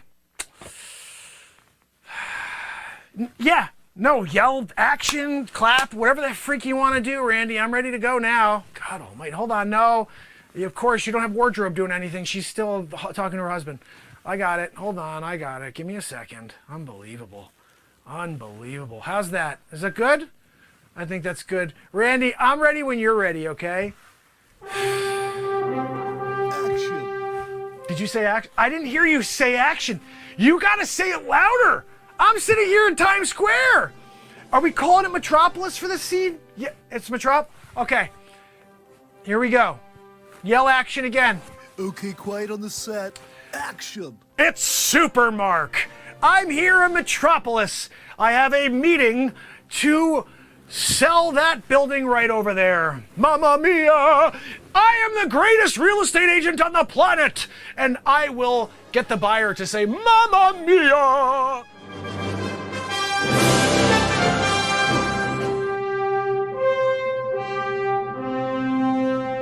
It's a bird. It's a plane. It's Supermark. It seems like I got miles behind me, right? Yeah. I have miles behind me, Supermark. I could fly back there to the Freedom Tower if I wanted to. I just did. You didn't know it. I went there, came right back. Go back, rewind. Go rewind and do it second by second. You gotta do it like frame by frame. You'll see I left, I came back. Now I'm right here again. You see, there were lights on. I went and punched it out, or came right back. I just did it again. Pause, go back, frame by frame. Wow. You'll see, if you go literally, like, if you got enough of a detailed system where you can go and micro frame it, you will see me punching out those lights. Yeah, you'll see frame by frame in it, you'll see like all these little like movements through the sky, and all of a sudden, right into the freaking lights, came back. Hey guys, what's up? I'm right here. When you can move faster than the speed of light. Just did it again. Fast forward, rewind, whatever you want to do. If you do it right, you're going to see a streak punching out a light and coming right back to this spot here. What's that, Dad? Did you want to come out and say hi? Everybody's here. They're asking about you. Supermark, what are you doing? I'm in my knickers. Oh, Dad, I don't want to see you in your knickers. You're definitely not interested in seeing you in your knickers, Dad. Put your clothes back on, sir. Supermark is recorded live in front of a studio audience on Renaissance Man. All right, I had kryptonite in my pocket. I think we watched Telefriffin already once. Supermark. We saw Telefriffin before the show, so I don't need to play that one for you guys again. But that is the Batmark versus Supermark movie. Thank you for watching it with me. And who out there, who was the first? Was it the first time you ever saw it? And who saw it more than the first time? Does it get better? Does it grow on you? Some of the bits to me grow on me, like where I can't wait for them, For example, I can't wait for the scene where Batmark is there in the city and the guy's got his hand out and he keeps going, try to touch my, don't touch me there. Like, that's just crazy stuff. I love also when Mark Wayne is there on the stage and he's talking to Judy's, and he's like, oh, Judy, your daughter is different than the other daughters. And just the whole thing got crazy. It's so nuts. And I love that the entire thing was improvised, you know? Nothing was written, just like this show has been for 891 days in a row. And it's kind of an interesting feat. I never thought I can, I always thought I'd love to do a film, like a real film where I'd get to play the lead. When I was a kid, I played, I was in one movie with, I played like a small part. And I was in a commercial once when I was younger, for a gum company in Europe. But that, being able to be in a film, I was like, oh, that would be cool. I don't think I'll ever be able to do that, because it's just a massive undertaking. Here we are, we have a film complete. That was an 1 hour and 37-minute film. And the crazy thing is, at the end, I don't want it to end. It's when I finally see Facce, and he's there in Cairo. That's the best scene when the three of them are on the screen together. But I start getting like this, almost like this like feeling, because I'm like, it's almost over. It's weird. I'm like, oh, it's almost over. And then when he's like, oh, I'm like, it's coming. When they start hitting each other, I'm like, oh, it's almost over. But then it gets me excited about the fact that we're working on a sequel. And we have a lot of it filmed already, actually. I still have to do the Supermark content. And there's still a ton of stuff. Dr. Wayne Doppler still hasn't been filmed. Hammerlin, Jamison, we did some stuff, but I have new thoughts. So I have to get back into Hammerlin. We're going to do something really cool with Hammerlin for the sequel. But anyway, this is a pretty awesome show. I'm not sure where everybody came from tonight. We had it looks like a bunch of new people came in to check out the show. Hopefully we had some subs come in, new subs that will come back tomorrow. I'll be back for day 892 in a row. We're closing in. Just 9 days away from the 900th day in a row. We're not stopping there. Just another day. But I do want to thank you guys for kicking it with me all night. And it was awesome seeing some of you that have been busy and taking care of life for the last couple of days or weeks, popping in and out. We love seeing you whenever you can come by. And I think everybody knows that. When you're here, there's just nothing but love coming at you, And so Brian, Dana, Jacqueline, Pamela, anybody else that's here, I'd love it if you just say goodnight now. World Debt Now, my friend, good to see you. But yeah, we're going to close up the show, so I would say if you do have, if you are lurking, just pop on and say goodnight. I'd love to just say goodnight myself to you personally. I know everybody in the chat would too. Robert Page, my friend. And tomorrow, 9 p.m., we do it all over again. Thursday night. I think we're going to be writing some songs tomorrow night on that Les Paul. That's what I'm thinking. On the beat seat? Oh, yeah. But maybe we'll film some Batmark versus Supermark. I guess we'll find out tomorrow. But until then, remember, fam, whenever you need anything, there's over 1,300 videos on this platform. And I have an album a month that we've been releasing here. This song's on. You got to go away. That's on album 3, I think. 65 songs from 2021 alone, and we're just about to drop our 6th album in about 2 weeks. So I will see you tomorrow. Until then, check out the Spotify, check out iTunes so you can support the show by buying an album. Until then, it's Mark Pires. And it's Renaissance Man. I love you guys. I'll see you tomorrow. time to go.